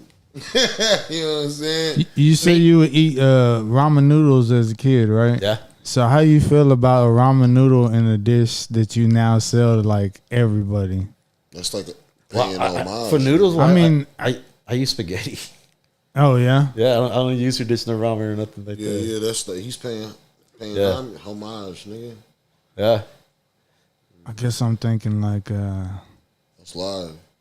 That's mad ill. So like my ramen at home, they're way advanced now. I crack an egg in there, put some protein in there, put some. Yeah, I ain't never. like making a soup out of it and shit. What's that shit Yeah, called? name some of the items that you got on the menu. So like one of my popular things, of course, like Asian inspired? yeah. Fire. So in the tacos, I didn't want to do tacos. I want to be different. That's why I thought outside the box. But being a food truck, you have to have tacos. Yep.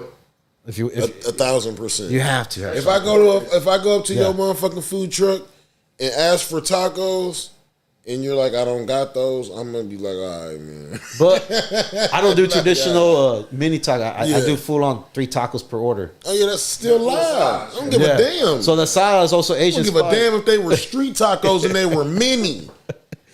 So the meat, the way I make it is very Korean inspired. I use a lot of Korean, like gochujang, which is like a fermented bean. Okay. He knows about beans. Oh, you weren't there for that. He wasn't. Red bean ice cream. Shipping the fish. That. You would miss the bean. Yeah, that's how good that shit was. You would not taste the bean in there. Do you got on some of that red bean?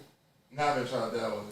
It's good, bro. This food fell in love. Yeah, it's So what else crazy. you got? The dumplings. The dumplings, tacos, of course. The only reason why tacos, you have to have tacos. Yeah. But that's why I make it Asian, made them a little sweet. Yeah, hell yeah. He knows what's up.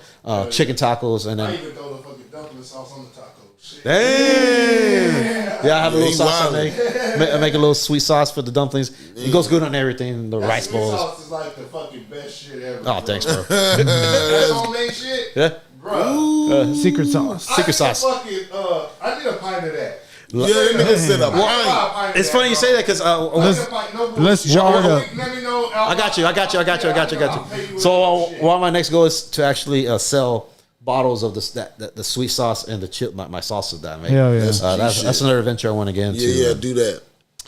So and also we also do stir fry stuff like the noodles, fried rice. Right. Very inspired from California. That's how I grew up. I make it the Right. same style and everything.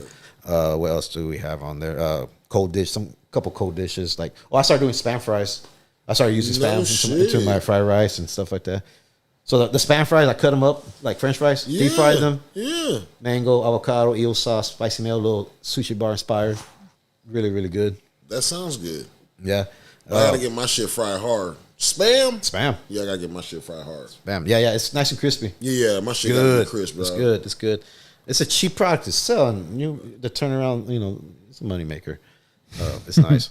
That's about it. And once in a while, I'll add some crazy stuff into the menu.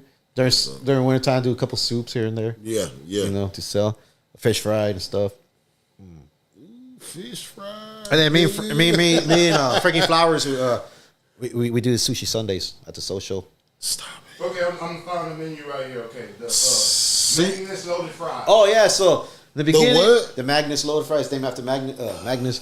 So I didn't want to do French fries in the truck because for one, I only have one fryer. It dirties your fryer really fast. I don't want to be changing that fryer every day.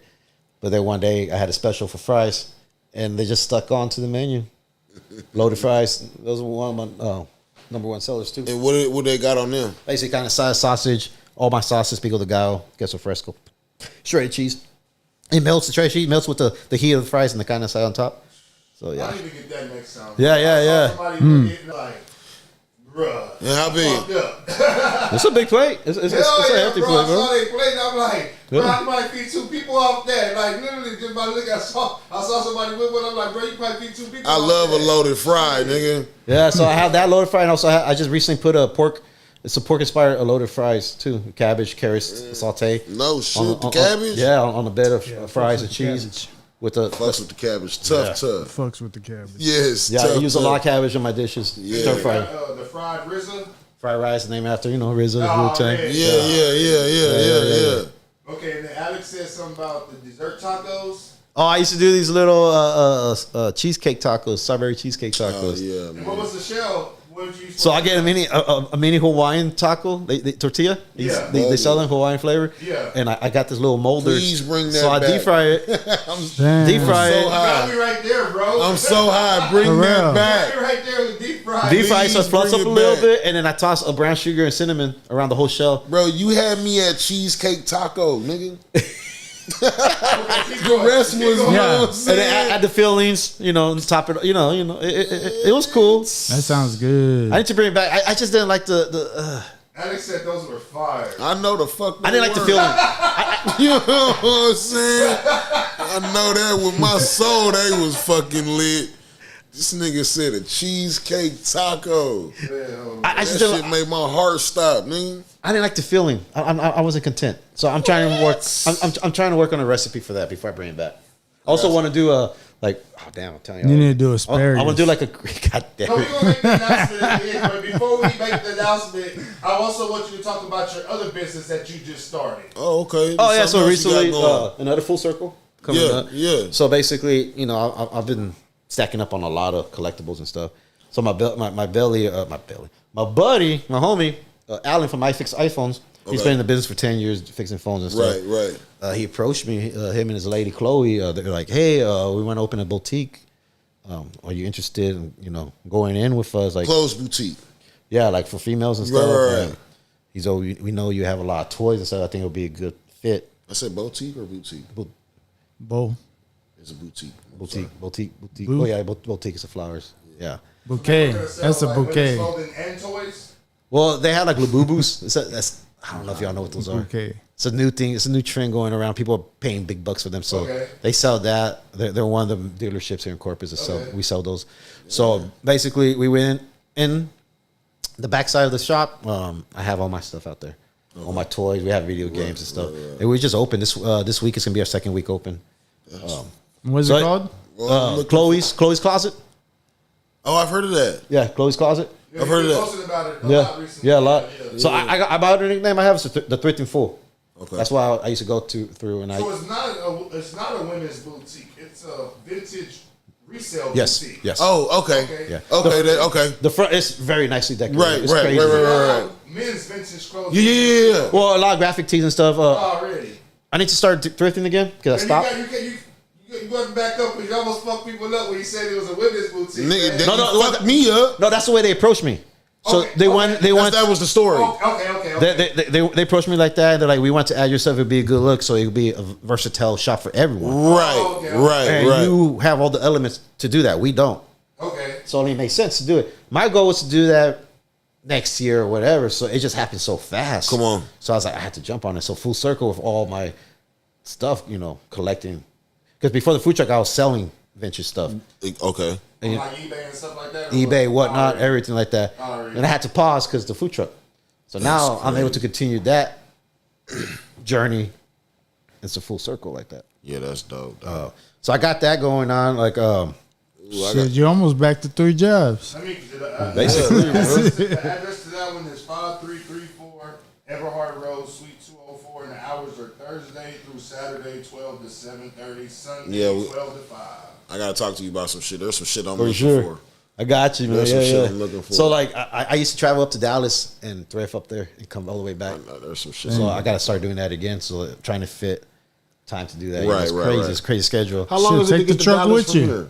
Take the truck with me. Take the truck with you. Go open long that is it bitch to up. And, hey, That's not a bad you idea. might as well, bro. Wow. Yeah. Like real shit. How long does it take to get to Dallas from here? 5 hours. I'm making it 6 hours. I would say about 6 or 7. I'm making God. 6. And that's with stopping too. That nigga But said, it's possible to make it 5. Shit, a work day? pull up. It takes 3 hours to get from here to Austin. You take the toll, man.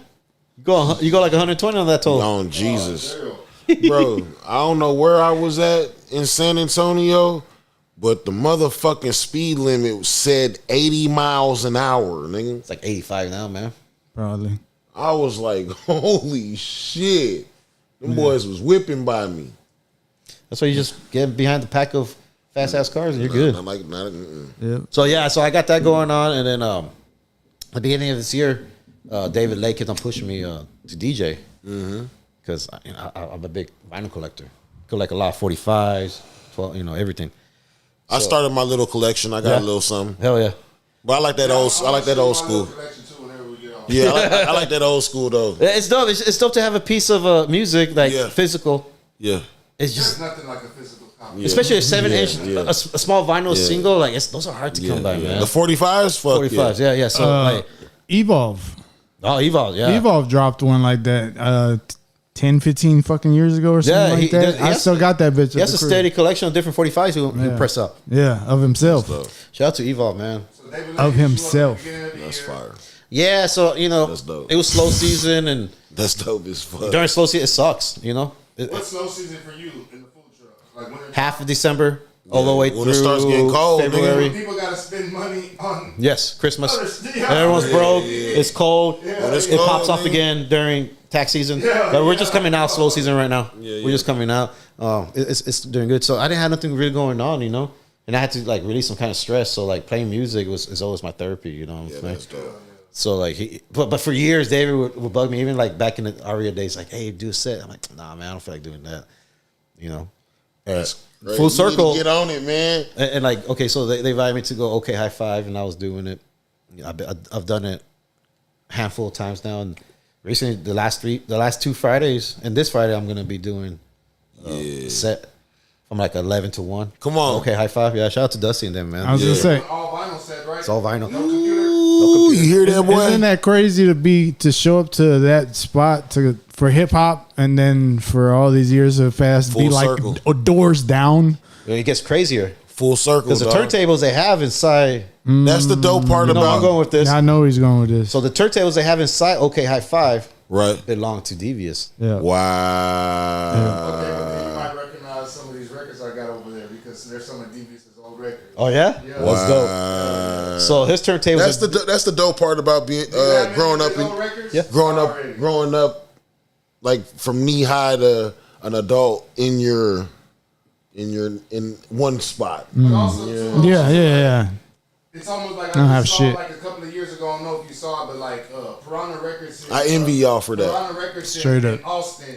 Like DJ Screw's family had gave them like a whole bunch of records, and they were selling like DJ Screw's like personal collection, and they were going for a grip. You know what I'm saying? Shit, Yeah. was cheap. They were Crazy. giving the money back to the Screw the Foundation. Screw Foundation. Oh, So to okay. me, it's almost dope, like how Okay. records float around Corpus, and it's like these were owned by Devious. It's almost like These were dragons. These were exactly, yeah. it's like that type shit. Yeah. Right. So like the 2 turntables I got, the 1200 Techniques, they used to belong to. Okay, so it's a crazy story. Damn, you got 2 1200s, Yeah. So one belonged to a guy from Topher. Rest in peace, Topher. Oh, really? So my first 1200 I got from him, and they belonged to DJ Chris Fonseca.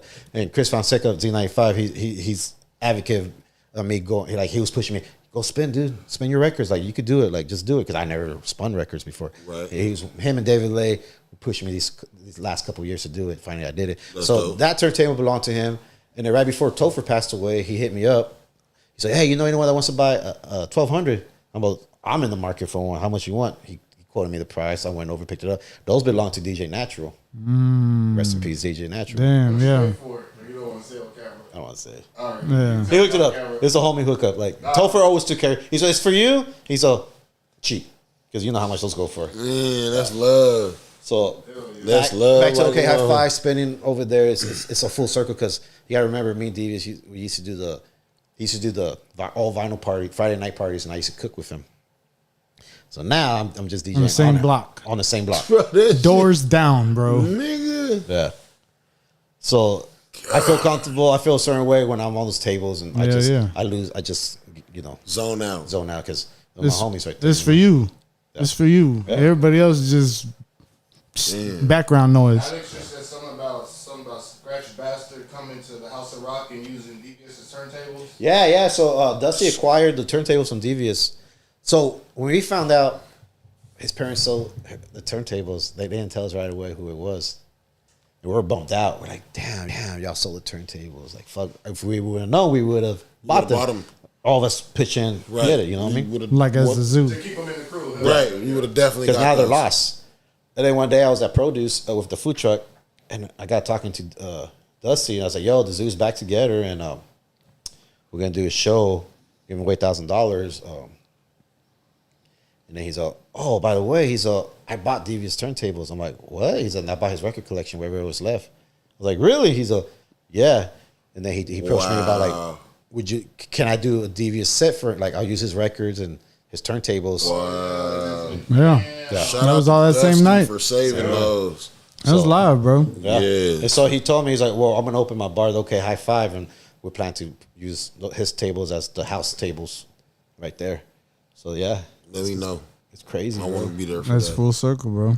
He's there. That's- He's been there for the last 2 Fridays. He said. And that was with the. Yeah, he gonna be there this Friday. Okay, This bet. Friday, then I'm doing y'all's art walk, smoke walk. I'm gonna With do. the- Yeah. I'm not taking the truck out for some reason, personal reasons. Say So. less, dude. Do you let other people touch your turntable? Better not. My turntable, I've never took them out public ever. Okay. So it's gonna be my first time. Can I bring some of my records?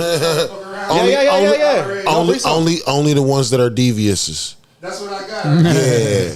You can do whatever. It doesn't matter, man. That's Yeah. I'm gonna do a lot. I'm gonna do the 45s. Like everyone, like right now, this generation, the younger generation, they love the 80s, man. It's crazy. Bro, the 80s was such a fucking great era for music. TikTok shit, bro. All TikTok The stuff. music is, but the music of the 80s. You know what it was? Undeniable. Stranger Things. Yeah. Oh, you're right. Straight up. No, you're right.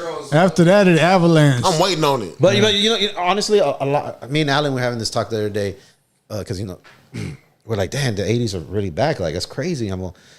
He's like, I wonder why. I'm like, if you think about it, their parents are like our age. If we grew up listening to that from our older brothers, sisters, or our parents. Our parents, right? And us, we used to listen to a lot of oldies, Chicano oldies and stuff. I compare it to like. Bro, I was just having that conversation with my wife. Whenever we were young, we were listening to like the Carl Carter Cheese, a bad, but and to us that was old. Yeah. Whenever we were young, so now that my kids 10, 11 years old, the shit that's like their version. You know what I'm saying? But no. I think like the difference. Growing up in Cali, it's a culture of old music.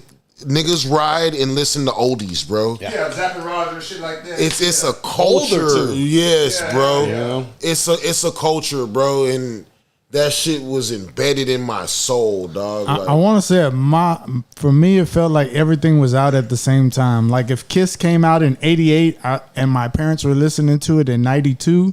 It came out in '92 in my mind as the same time as like Master P dropped and Facts. At a certain point to a certain age though. But see, to me, then you realize, this is new. But see, that goes back That's to what old. I was saying earlier, and when I was saying about discovering like hip hop, because it's like I hear it on the radio, and when you hear it on the radio.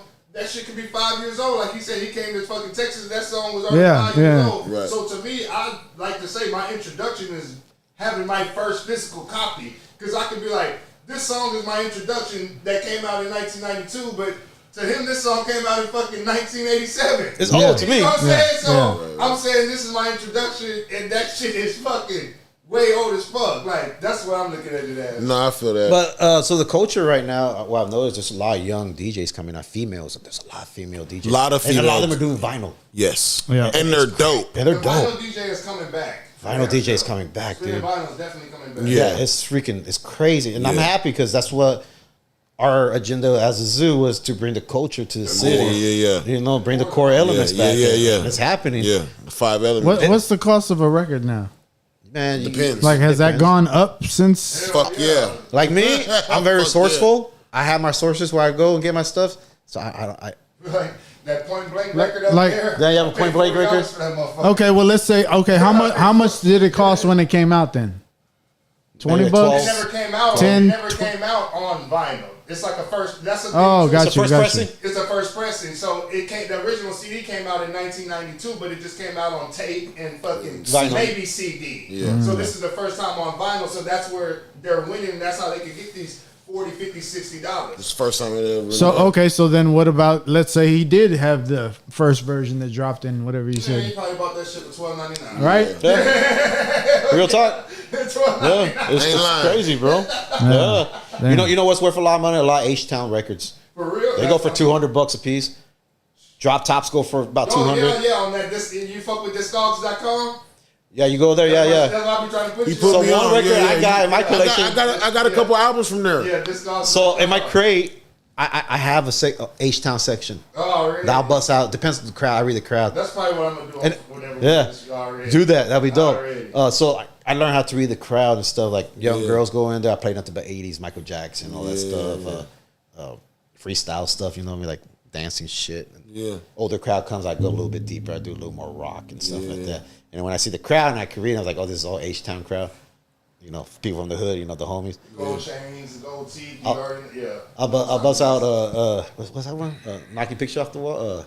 Yeah.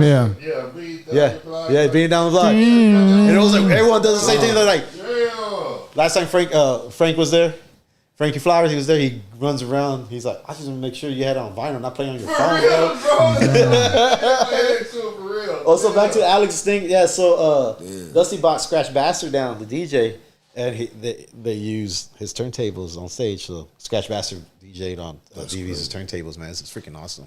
Yeah. So, That was a recent show that he just had too, right? Yeah, like a year or two. about a year ago, yeah. Yeah. It was dope. A lot of people slept on that show. It was crazy. Yeah, that's what Alex was saying. He was like, I remember him being kind of upset that like Corpus didn't go out there and support that as big as they should have. And it sucks, dude. It sucks. Like, it is what it is. One more thing. Yeah. What is the thrifting for? The thrifting fool? Yeah, 'cause it says right here. I'm looking at your Instagram profile. Right. Oh, that's the name I go when I do my venture stuff. That's my personal brand. I go by the Thrifting Fool. Okay, Sell stuff under right. So I'm on Whatnot. I do live auctions. I haven't done it in years, but I'm gonna start doing it now. My name is the Thrifting Fool. That's my username and everything. So I'm inside. So yeah, I'm known as the Thrifting Fool. That's just one of my nicknames. I go by. It's my brand. That's fucking. What else we got to talk about? Oh yeah, so big announcement. Yeah, that big announcement. Big announcement for Sweet Daisies. So last week I put a little teaser out there with the Hook logo and stuff. So I'm proud, man. I worked so hard. Shout out to Joe Brock for making this happen too. Like opportunity came upon him and he's like, "Yo, I got the perfect person." He threw me the bone. I ran with it. So basically, Sweet Daisy Eatz is a official sponsor for the Corpus Christi Hooks. Badass, bro. So in return for my customers throughout the whole season, I'll be giving out tickets away for ticket vouchers. Let's for some people to go. go and stuff. So Oh shit, you brought him with him. I got two giveaways tonight. Go. So basically, in these, they're stickers. Let's go. $25 food voucher for my food truck. Come on, And then man. there's 2 general tickets here. You cash them anytime when you want to go to the game. Take it over there and they'll give you a spot. So I don't know how we're gonna give these away. I guess share the podcast in the morning, or I thought you was giving him to us. no, I want to. But how are we gonna do it? How you want to do it? No, let's do it. Nah, I think that's a good idea. Like, I think we should pick somebody who shares the podcast, bro. Yeah, just share the interview. Yeah. Just whoever shares this interview. Whoever shares this interview. You get the count. We'll make a whole post. We can get the count off the shares. Yeah, we'll make a whole post, and one of the stipulations of the post will be you have to share this interview. If you follow the Sweet Bay page and the Ridin High page. Yeah, I like that. That seems like it. Yeah. I like that, bro. So, but yeah, we're very excited teaming up with the Hooks. I'm locked down for this season and already next season already. Man, Come on, bro. Yeah, big news. If y'all go out there, take a screenshot, man, because my logo's gonna be blasted on the boards every home game on Sunday. So every Sunday is my day, basically. Oh, What's shit. out there? I'm just be enjoying the game. So you're not gonna be selling food or nothing out there? Nothing like okay, that. all right. Damn, Yeah, I'm yeah. like, damn, they can give you a booth out there. Yeah, you know, That's the next step, bro. Right next to Whataburger? That's the next step. I'm surprised Freak didn't bring that shit. So basically- He always on some the next level shit. I'm surprised he didn't God. bring that. So basically, I'm a catering sponsor to them. Okay, already. So I'm still So making food. you feed the hooks. Basically, Yeah. the That's staff. dope. Yeah. That's dope as So fuck. that's the food sponsor I do. That's and like I said, dope. I do a lot of caterings too, man. Congratulations. I was gonna say you do that with the I deserve fucked up that. the wrestling name, but what's the wrestling? GCWA? There you go. Yeah, I still mess with them, man. They're doing actually a big show coming up this summer at the Whataburger Field. Dope. Yeah, that's gonna be really dope. what's up. And they're doing big things, man. They have a show coming up May 14th, I believe. It's gonna be a Lucha Libre show and stuff. So Damn. They've had some people come down here that became a big name, yeah, right? now they're in WWE. WrestleMania. The one that we There was a went couple to. of WrestleMania actually. Oh, see, I don't keep up like that. So who was it? There you Jacob go, there Fatu you won go. his belt. Yeah, that's a homie, man. That dude was cool. Yeah, His like booth was set up right next to us while we were in the house show right here on Airs. Down to earth as fuck. and he's bringing back the whole hyphy movement too, because the way he talks, he's all, it's all gas, all brakes. Yeah, because he's from Cali. Yeah, he's all, yeah, that I mean, Hey, it's Fatu, all like that. not It's Fatu. all- Yeah. You think? I'm saying they're Cali Samoans. Yeah, I heard it. I already knew when I heard for two, guy, man. Yeah. So yeah. So the whole wrestling, I'm still involved in the wrestling thing, the local wrestling scene, and they showed so much love, man. After they have a show, dope. if I'm posted up somewhere, they show up the whole crew and they all buy me out and stuff. Them boys was at the goddamn WrestleMania. Yep, he just Oh. won the championship He won- last yeah, Saturday night. He won the U.S. title, Intercontinental, no U.S. title, them titles. U.S. title, something. Yeah. Shout out to I'll them settle boys. for some wrestling tickets. Yeah, that's You settle for some wrestling tickets? Now I'll settle for some wrestling tickets. We'll take care of you, man. Bro, I had so much fun at that shit. Shout out to JR. He brought out the kid in me for going out to that thing. He was like, hey, I got these tickets, bro. If y'all are down, I was like, shit, I'm down. I think it was like a Friday or Saturday or whatever it was. Friday. And I just entered the world all over again as a kid. Like, I don't know none of these fucking people. But I could just put faces to them and type of shit, bro. It was fucking dope. And then the next time we went, me and Alex is now backstage. I'm now behind the scenes like, oh shit. Like, this is live. Bro, yeah. Salute to you, bro. That shit was fucking fire as fuck, bro. 2025 has been lit, bro. And that's what I want to do, advocate for the local scene, the cultures, you know what I'm saying? Bring them all together. And, you know, shout out to y'all for making the list. Thank you. You know? Oh, yeah. Y'all go vote for Riding High, man. Like, for real. Like, get this y'all, shit popping. y'all put the culture down. It's not limited to, like, a certain platform, like all hip hop. No, y'all do food trucks. Y'all show love for everyone. And that's awesome. That's a smart way to do it, you know? The People's Podcast. The People's Podcast, you know? Y'all worked hard, and for y'all to make the list is freaking awesome, dude. Like, I'm proud of y'all. Appreciate that, bro. You know, and I just want to thank y'all for providing a platform for all of us, you know, even the food truck. I mean, food truck game is really hard. Yes. It's not easy. It's a cutthroat business.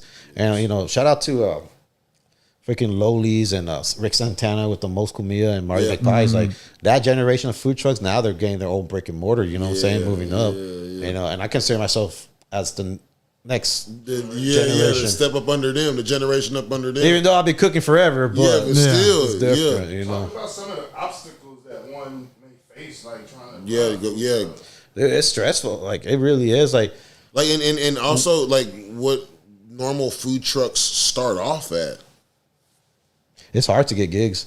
Well, I'm talking about, like, how much they cost. Oh, okay. So, my little food truck, I spent a little under $40K. See what I'm saying? You know?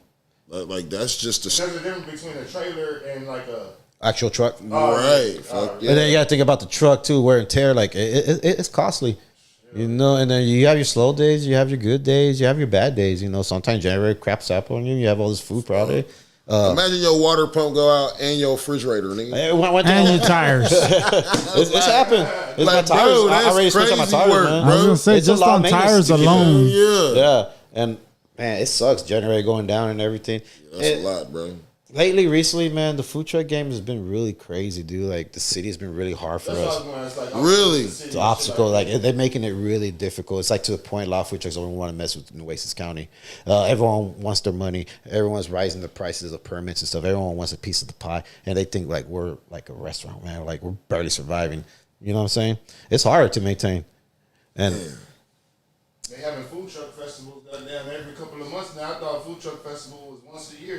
And that's the thing. There's some, like they trying to get that money downtown. yeah. So now, like, I've done some festivals, dude, and I got screwed over a couple of times. I show up, and they overbook, and they want bunches all together.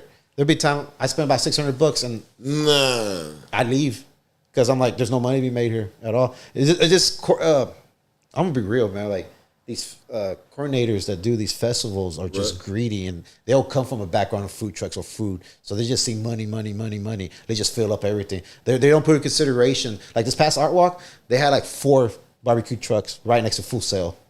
I saw that. That's stupid. I saw that. It's stupid. And I'm being real, man. And I was thinking that because I And that's for the city. Some barbecue from that barbecue truck, and I'm like, hold up, Full Sail's right behind here. Yeah, Bruh. that's so dumb, bro. Now the city just want to collect money from whoever. Damn. You know, and they want to put regulations on us, raise prices on permits, but no one knows what they're doing. You know? That's fucked up. And like the coordinators now, like they got in their mind, like, hey, just charge everyone so much money, and you know, who cares? Right, bare minimum. Like, they'll bring like 4 Mexican food trucks. It's like, don't do that. Have a variety of stuff. Right. From the outside look at it, I don't know, maybe I'm wrong, but I just look at it like most of these places, or like you say, they're gonna have a little festival or something, and they food truck, and they're automatically looking at y'all like they're gonna make money. So $500 for food truck. Yeah, they try to charge. They try to charge us ridiculous money. I'm like, bro, we pay $250 for Art Walk that guarantees to bring 3,000 people in. or more or whatever, Oh, shit. and you're only gonna bring maybe 30, 70 people. Like, no, man, it's not worth it. You're gonna, But you want me to pay $500? and then you're gonna have five, and then you're gonna have five of us. You're gonna have five of us, That's diabolical. and they're like, oh, just think about a promotion, like people. Yeah, and that's what I was just about to say. It's damn near turned into like the damn rap promotion game. Like, we just- promoters. Yeah. Janky promoters. Cutthroat, bro. Trying to get this covered with just the goddamn Damn, that's how they doing, normally. It's cutthroat, bro. It's cutthroat. So that's why a lot of these promoters hit me up. Hey, you want to be able to say no disrespect, but no, I'm cool. Why? I say, man, y'all don't put them together the way they're supposed to be. And the only solutions to do that is for us as a group, That boy whatever, said- do our own food festival. But then here comes the city. They want a piece of the pie too, making it difficult for us.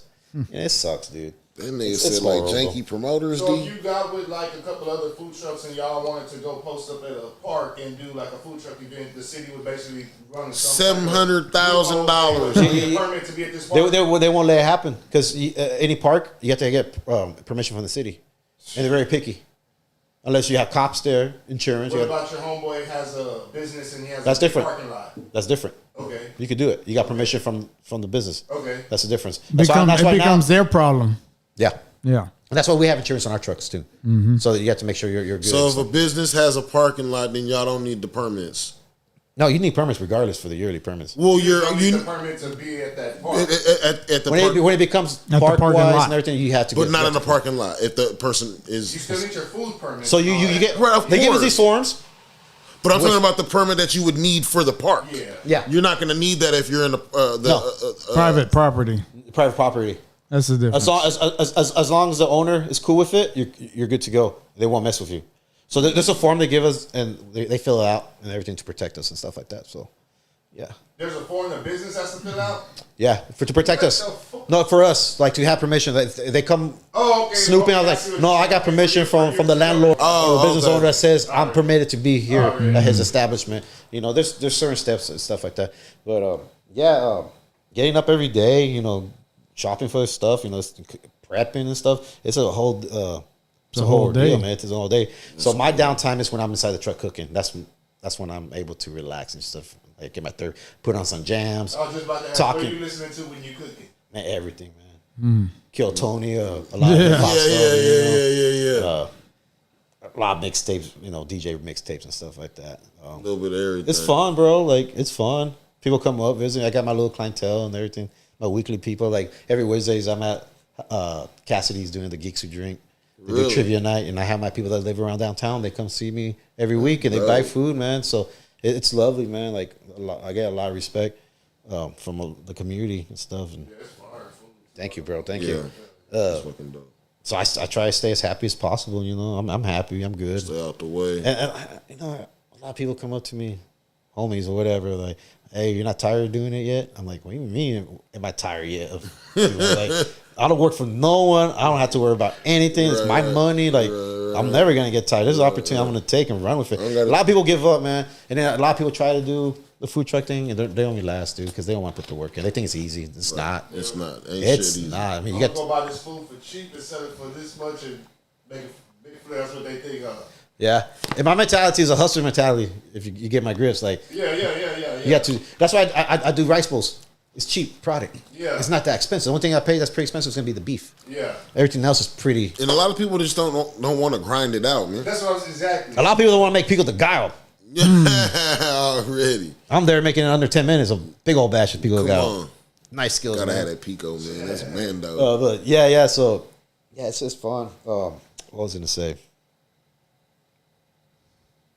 Yeah, being on the food truck is a whole different culture than working in a restaurant. That's for sure. Fuck yeah. The restaurant. I want to touch another subject right now. It's like, Hot as fucking that goddamn truck. It's really crazy. The lifestyle of a restaurant, working in the kitchen stuff, any industry, service industry, being a bartender or anything, it's crazy, dude. Because a lot of people my age are passing away, and they all come from the industry, service industry, and it's hard. It's easy to get caught up in that lifestyle, drinking, doing.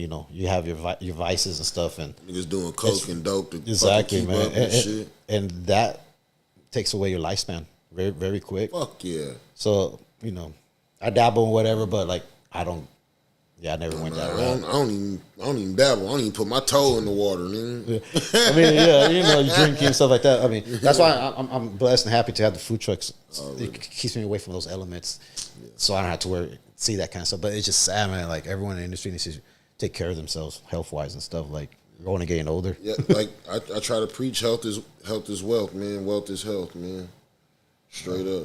Any new items coming to the menu soon? In the works or anything? And how do I get my name on one of these motherfuckers? If you get your name before I get mine, Bro, I need Skub, I'm still waiting. off the couch, you gonna have to be off the couch. Me and Joe Brown been talking about doing horchatas. Like drinks? Yeah, Already. for like smoke walk. Oh shit, damn. You come? Smoke chatas. There So you go. You get your cup. You just Freak grab. chata. You know, you can Smoke get them the way they are. They're nice and good. You know, we're gonna do some couple, maybe like two different flavors. You go inside QBR, maybe. Hopefully, it happens. And you know, you They got their little tincture. infuse them a little bit, so now they become a little more. Yeah, they shata, got their you know? grab shots. More shatas. Or it could be a grab chata. The gram shot. The Grab. a heck That of nice sounds old fire as dude. fuck. Heck All right, yeah. well, What's that? What's the heck in these? Heck of nice. That's a Mike chicken and bowl. It nice. has bacon, cheese, chicken, pico de gallo, my two sauces. This name after one of our DJs. What the heck in Mike these? Nice. Heck of nice. Heck of nice. Heck of nice. Oh boy, Mike Nice used to spell his name NYS. okay. If you know, you know. He's you a know. DJ from the Valley. From the Valley. He was. Yeah, he passed away during Battle pandemic. Kings type shit. Shout out Bro, to we the gotta 956. bring some of that shit back, or at least make a motherfucking. Bro, in the Valley, they are what the zoo is to Corpus. What is it called? Make a goddamn little clip where a montage. I want to see Well, some that's what I shit. said too. You still got the little camera, the little handheld camera. Yeah. Do like whenever he does in the truck one day, show up one day and get like do like a whole 2-hour video of him like doing the see whole a montage. process, and then just fucking speed it up and just post it. I'll feed you. Oh, shit. You down? Yeah. But yeah, down. man, man, I've been having a lot of fun You lately. Like, probably just set it down, shit. I think Yeah, I've been really, doing more just follow stuff him. now that I'm older than when I was back in the 20s. You know. Me too, bro. Hey, you know, back to being mad and everything, coming back. You know, getting stuck here in Texas and stuff. It was all a blessing in disguise. Like I see 1,000%. it sets up. Like if this ain't happened, this I wouldn't be where I'm at right now. Even with my sister passing away, I would never had my nieces and my nephew. Right. Have you been home to visit? No, Not at all. no. Since you've been here? Yeah. Shut the fuck up. It's just there's nothing to go back to, man. Wow. A lot of my homies are dead, or they're in the system, or they're just cracked out. So there's not really. It's just a bad. Yeah. My brother went There's a recently. freeway couple years there. ago. Yeah, there's Right, a oh, freeway. God. there. There's a freeway there. Yeah. I mean, I would love to go visit my sister's grave and stuff, but it's not in the cards right now. You know, I just gotta focus on life right now. My brother went. He's like, "Don't go, man. It's gonna make you depressed. It's gonna Yeah. make you sad." It's hood, And bro. he's right. You know. So everything happens in life. Everything happens for a reason. You just gotta take it and think about it and just appreciate it. Like leave it in the past, you know. But learn from it and appreciate it. Like, bad or good, appreciate it. If you're in a good position now in life, like That's real ill as shit. everything happens for a reason. And like my hustling, where I get my hustle from is my mom tells me you get it from her parents, my grandparents. I never met them. They live in the valley in the ranch Right. where migrants were working. My grandpa was a ranch hand, and they would sell food and drinks to all the ranchers and stuff. That's crazy. So she's all you got the You genes from. inherited You it. come from that. And then Yeah. in high school, it's funny. My mom, we used to get food stamps. My mom would go to a grocery outlet and buy these knockoff treats and stuff. They have a Shaquille O'Neal candy bar, chocolate bar, like a big one. It was called a Big Shack. Yeah, they were fucking dope. They I had remember, flavor. I remember those. Yeah. Big Shack. So So Rice Krispie treats. So I have a backpack full of snacks. So between periods, people will come up to me. I'll be slanging snacks. Man. Yeah, making my money like that, man. Hustling. And that's why I got my Thrive to hustle like that. You know. One of my daughters is like that. Hey, I tell her I go to Sam's Club right now, buy you the 48 pack, and then you do the rest. You all pay me the $8 back that shit cost, or no, 16. Yeah. Yeah. And the rest we is yours, good. and you're on your own. Yeah. Then You don't just get to make your money and not re-up. Right. It's You on got to take some of that money and then It's re-up. on you. Yeah. One of them went all the way with it and kept like that mentality. The other one's like, nah, I don't know about all that. Yeah. That's a lot. Yeah, Some that's people a are lot, embarrassed, yeah. man. Yeah, that's a lot. Yeah. So I was slaying candy bars on my backpack. Shack bars. Fuck yeah. I remember slinging Kool-Aid. But yeah, man, like I said, I'm having the most fun right now in my life, man. DJing for having this vintage store and just, you know, the food truck staying relevant with the culture, you know. That's dope as fuck. Well, look, before we get out of here, where you want to go with it, D? He's corpus music, so you can hit him with the hip hop. Give me your top 5 Of Corpus? of all time Ooh. Dead or alive? Dead or alive? Man. here in the city. Start man. for 5 or 1? Shit, if you want, start from 5. Oh, no particular. Shit, I like the where this is going. Hell no. Hell no. We starting from 5. No particular order. The artist, And this is your 5. Fuck what anybody else Yeah, thinks. this ain't who got the most views, who got the most. Nah, views, like who got the most this views. is your top favorite. 5. of course, man, Wu-Tang. No, No, out of Corpus. Oh, out of Corpus. Corpus. Oh, Of all man, time. You gotta put me on the spot like Yeah. Yeah, and we want from 5. I want it for 5. Nah, he And lying. after that, you can give us a nationwide 5 after that. Corpus, Just- all right, for just your sure, top for sure. 5. Outspoken, Amen. kills. That's always been my favorite. I mean, we're same crew and everything. Yeah, but yeah. always my favorite. Nah, rightfully Spitter. deserved, He's a regardless. spitter. Next one, I would say Blaze One from Deepwater Records. Oh, Wow. man. Blaze One, yeah. Already. He's one of my favorites. Always been. Another man. That's ill. Flatline. Put the seed down. You know Mando.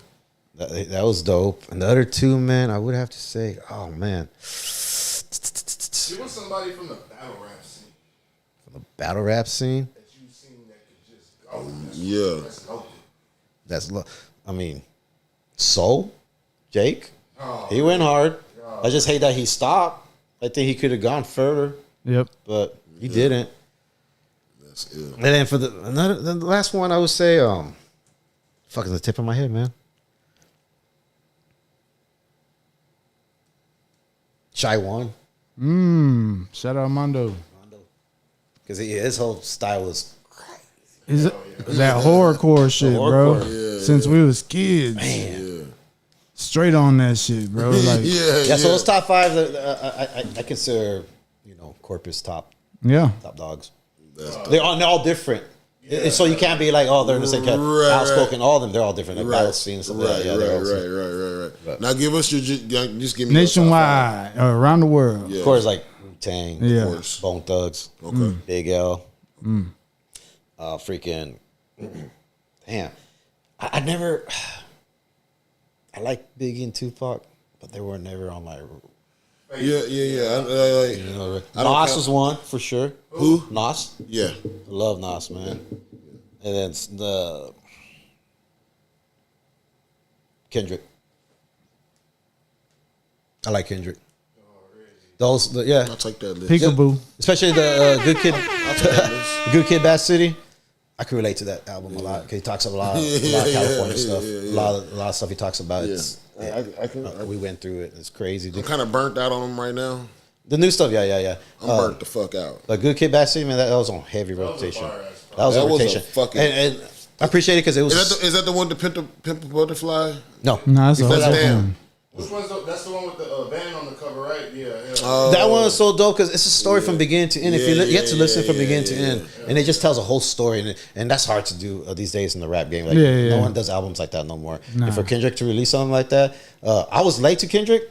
It came out like a year, and then I caught on, and I would listen for like 2 years straight, like every day when I was prepping sushi bar downtown. Yeah. They were coming like, "Get JR." I'm like, yeah, man, I love this album. I'm one of them. I'm finna wear you out with this song, dog.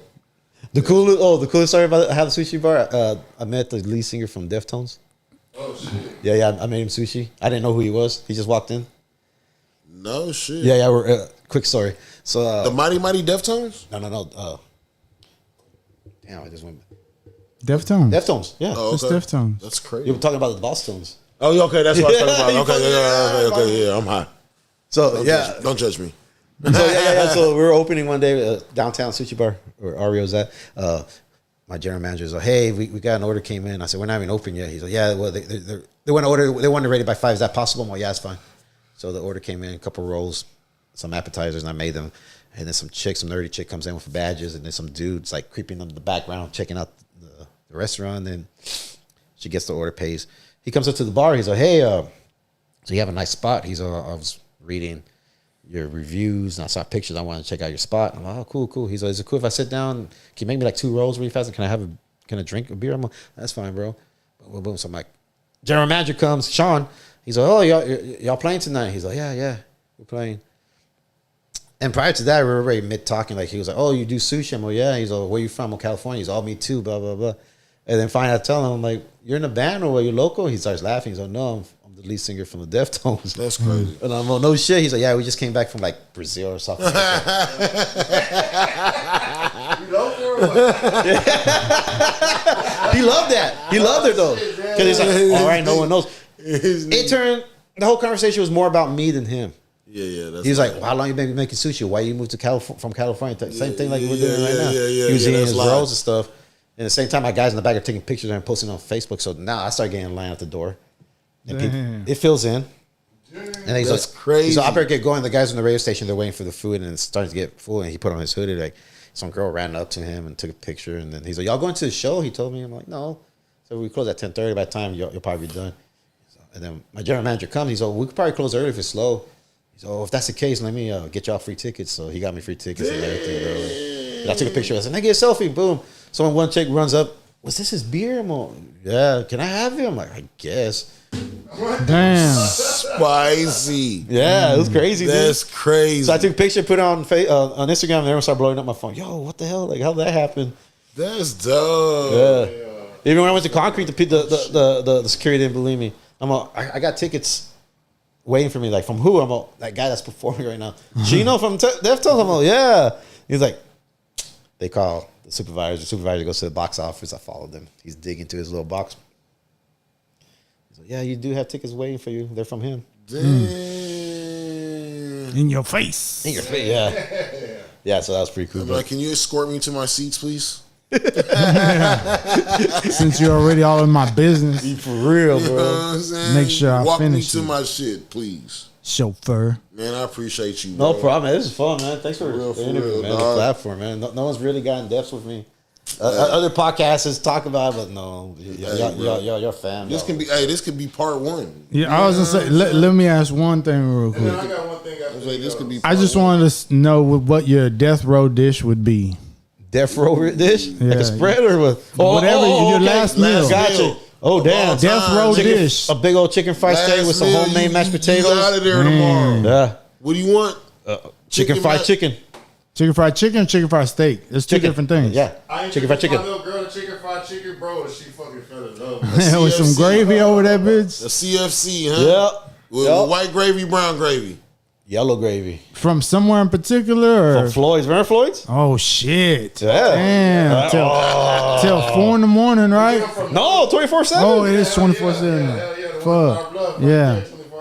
Yeah, they closed down, man. Rest in peace, Floyd's, man. That was good stuff. The yellow gravy was awesome, bro. All the time. Oh, with the fried okra on the side. Ooh, man. What you got?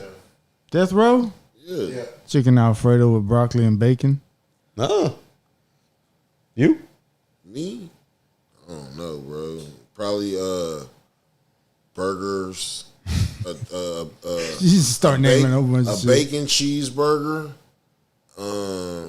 That's it. No, tacos and pizza You cheating, dog. and a squirt. You cheating. Well, you just got the munchies, dog. That would be my meal. He's like, just give me the munchie meals from Jack in the Box. Yeah. Seafood boil with some Dungeness crab. Ooh, you fancy, huh? You're going out like that. See, that's why I brought up the ramen noodles earlier, because that's like a fancy dish, but they come with ramen noodles, right? Or sometimes some of the boils do. They're trying to freak those seafood dishes now to where they're adding ramen and shit. too. Okay, so that wild. throws me off because I'm like, I thought that's poor man's food, but yet now you throwing that. They're putting all the fucking. You know what's I mean, even, I eat them regardless. Yeah. I eat the poor man version and the rich man version, but it's all ramen. but you know what's to even me. funnier though? What? Lobsters freaking used to be eaten by peasants. Lobster was the lowest of the low. Yeah, that's a true story. Yeah, Cockroach of the sea. yeah, exactly. It's the shrimp. Uh-huh. Oh, fuck a Yeah, lobster up. used to be fed only for peasants because that's all they could get from the water. What was you gonna say? Top 3 public zoo events ever. Ooh. Oh, nice. Golf Wars. Which one though? The one we did at Revel, I want to say the first one. Go Force 1? Nah, Go Force 1 was at No, Produce. no, it was at Produce. Is that Produce? So, it was Gulf Force 2. Yeah. That one was fun. Because it was too big for fucking Produce. Okay, so Go Force 2. That's And then fine. Unbeatable at Aria, the first one. I want to say the first one. First That one was was fire. sick. 2 Unbeatable 1. And then the House of Rock show we had a couple years ago. That's not this one, but really? the reunion show. Really? Hell yeah. Those are fun. The champ is here. You know what I'm saying? Hey, Talk that talk, Squid. Scoob got entered in that shit, like not really knowing what's up, but kind of knowing what's up. Right. But I think he didn't know what's up, right? You can kind of see his face, like as we're all on stage for the first time to get into the next round. Right. Scoob's like, wait a minute, what's really going on Like, here? what is Like, really fucking going on right now? Yeah, Nah, that so- was dope. That was dope. I can't wait till that shit. And comes that- It's almost like people are telling you, like, do you go at the person? Do you not Yes. go at the person? Is it Right. just a freestyle contest? Right. And then, you could win either way, though. well, that's what I'm saying. So what happens when you're going in and somebody may have told Scoop, yeah, you're going to be talking about the person you're rapping against, but then the other person goes first and he does no Scoop this at all. You know what I'm saying? Like, so then what's the next move? Did Scoop just start dissing him? Yes, yes. The answer is yes. Crazy. That was No, That shit was okay, but crazy. see, That shit was crazy. but That at the shit's same crazy. time, like, You gotta go in there with a mental fucking plan in your. I'm staying on this. but see, there's like two ways I think you see it is like versus going at Scoob, what he's wearing, what I'm seeing in front of him.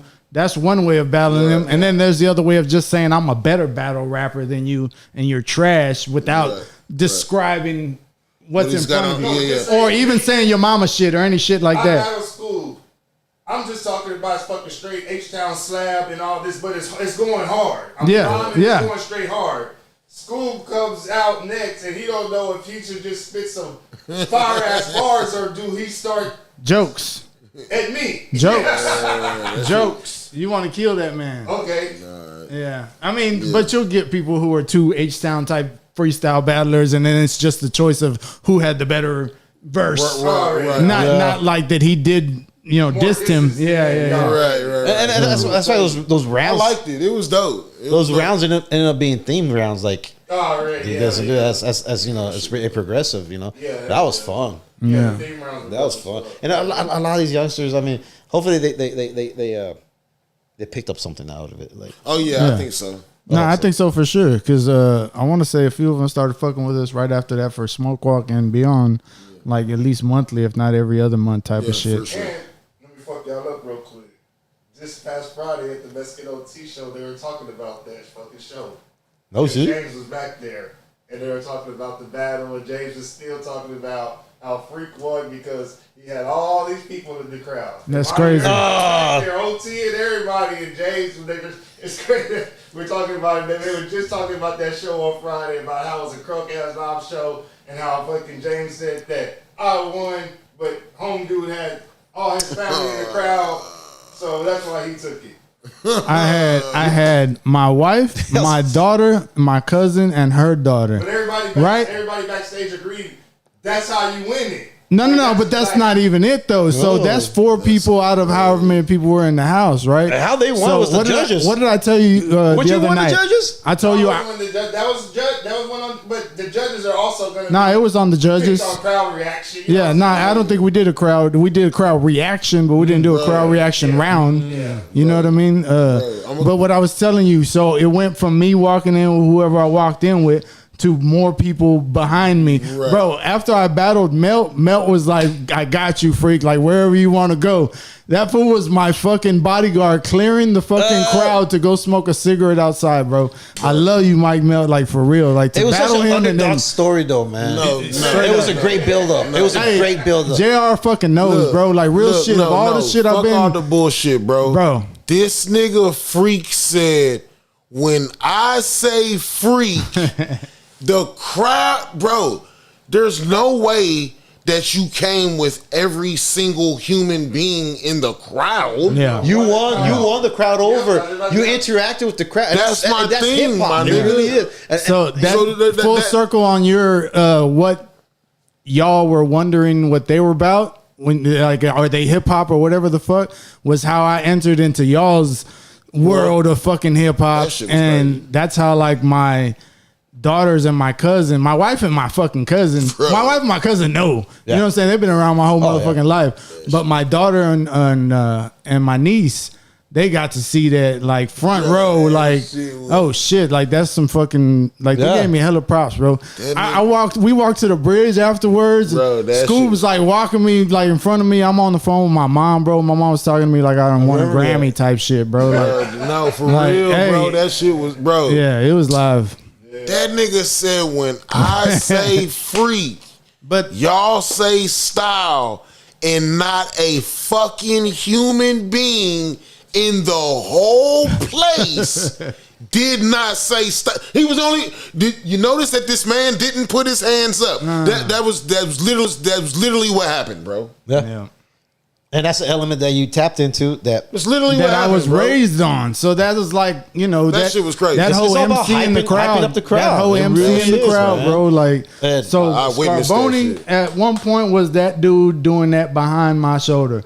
Like, when I say free, you say style. Like he would be in my ear, like get these motherfuckers, dog. Oh, that like, shit so was he was like my crazy. Flavor Flav. Like, I mean, anyone it can was take it always so hip hop crazy. type culture Anyone- shit, bro. anyone- I'm just glad I was there to witness that shit. anyone can Yeah, take it the for way they sure, want to bro. take it. But at the end of the day, the real hip hop heads know what went down that night. 100%. You know, 100%. I mean, I'm not shitting. I'm not saying we're better than everyone. Of course not. But, No, but like just the elements were there, a hyping up the W's a crowd. W, dog. And I even told him when we did the interview after that, like if I hadn't have been able to go second, I think he would have got me. And that's where I stood and stand on that. Like Right. the coin flip is Coin what flip, changed it's a everything van. for everybody. right. Just Like like if you look back at it, I got lucky that whole night, bro. That shit was. Yeah. Hey, That coin was flipping. Hey, I'm not gonna say it was luck. You was in your bag that night, bro. And you went through everyone And that's are it's just what it was. Yeah. bro. Monsters, dude. A W's a W, bro. And that's just that was your W. See, James was straight killing shit that night too. nah, Yeah. he was. And Oh, he was. Some strangers that were from like Louisiana outside were pointed him out a round or two before he got to the finals Right. as the dude that's gonna be where they're thinking I'm going to the finals. And I didn't really pay attention because I was just kind of in my zone, had the headphones on. And the man right here. Is that gonna be a annual thing? oh, the show. Yeah, I mean those Christmas shows. The annual battle? I thought you were gonna say that the one that GJ or one of the two that fucking GJ won was one of your favorites because that Christmas show battle, that one was hard. I lost Oh, in the I forgot. semis, Ooh, but I forgot about that Jet was like going in there freestyling like just easy, bro. Like it was. He's a cool dude, but you don't want to see this cool dude kill your city, bro. Bro, like Real shit. Like he was coming down, whether we're talking these fucking freestyle, shows or the Rittins against a local that is your people. Like and the battle that he won, apparently from the beginning of the day before, they're like, hey, G's just gonna enter it. He's on his way. He never showed up. yeah, I was ready for it though. That's crazy. Yeah. Is when I heard that, I was like, that's literally who I wanted 10 years ago at the last fucking battle. Damn. But I lost in the That would've semis. been But nah, GJ's a beast, bro. Nah, Like he is. I still stay. It would have been coin flip that night if I had pulled that one out of my That's ass. crazy. But I'm shout out to just glad I was a GJ. part I'm of gonna that. put you on some GJ, some music for real. I'm just glad I was a part of that. A part of that night, bro. That shit was mad fun, ill, man. dog. That shit was mad. Shout out ill. to the zoo, man. For real. Yeah. Shout out to the zoo for that event. That was dope. Oh, so before we get off, one thing I'm working on. Me and Frankie Fly, we're gonna do a car show soon. Come on, man. Yeah. It's gonna be a sushi Sunday fun day. We're gonna have a car show at the social. It's in the works right now. We're gonna have vendors out there and stuff. In turn, like my shop gets to go out there and stuff. Fuck yeah. Y'all more than welcome to go out there, get some content, whatever y'all want. Yeah, I'm gonna bring my son out there. My son is into that. Yeah, so it's gonna be pretty dope. For sure. Yeah, just trying to feel culture, man. Just try to keep it alive, man. Yeah, that's all. I mean, so what's the point of being in the culture? You know what I'm saying? Trying to keep that bitch moving forward. You know what I'm saying? Not trying to gatekeep or anything like that. you know, No, just- sir. None of that. that shit. That's Not one yet. thing. That's one thing I always respected about y'all too, is that y'all as a zoo Yeah. were always shit. You guys, you're 5'10" at the door. Sometimes it wasn't even no charge, to be honest. Now I think about it. Some of the events was free as fuck. And Yeah. there were some of the livest shit, but And we could have charged at the door, but Yeah. no, we're doing it for the city, man. Like we love the city, we're turning it back. yeah. Yeah, man. Shit, man. It's been another episode. Yes, sir. Gave y'all the best of me. Everybody know they can follow you. Y'all go follow my Instagram, SweetBay361. Instagram to get all my other links to my vintage shop, everything that's there. I appreciate the city for supporting me, and hopefully we keep on going for another 10 years. And yeah, we who knows? appreciate you. Might have a lounge or something coming up soon. Oh, shit. So yeah, thanks for having me, y'all. And we Yeah, out. I appreciate Everybody you, know they bro. can follow you at Shit. You can follow me on the book at SKUBDOSE. It's your boy Skub Dosage, man. We out. Chill.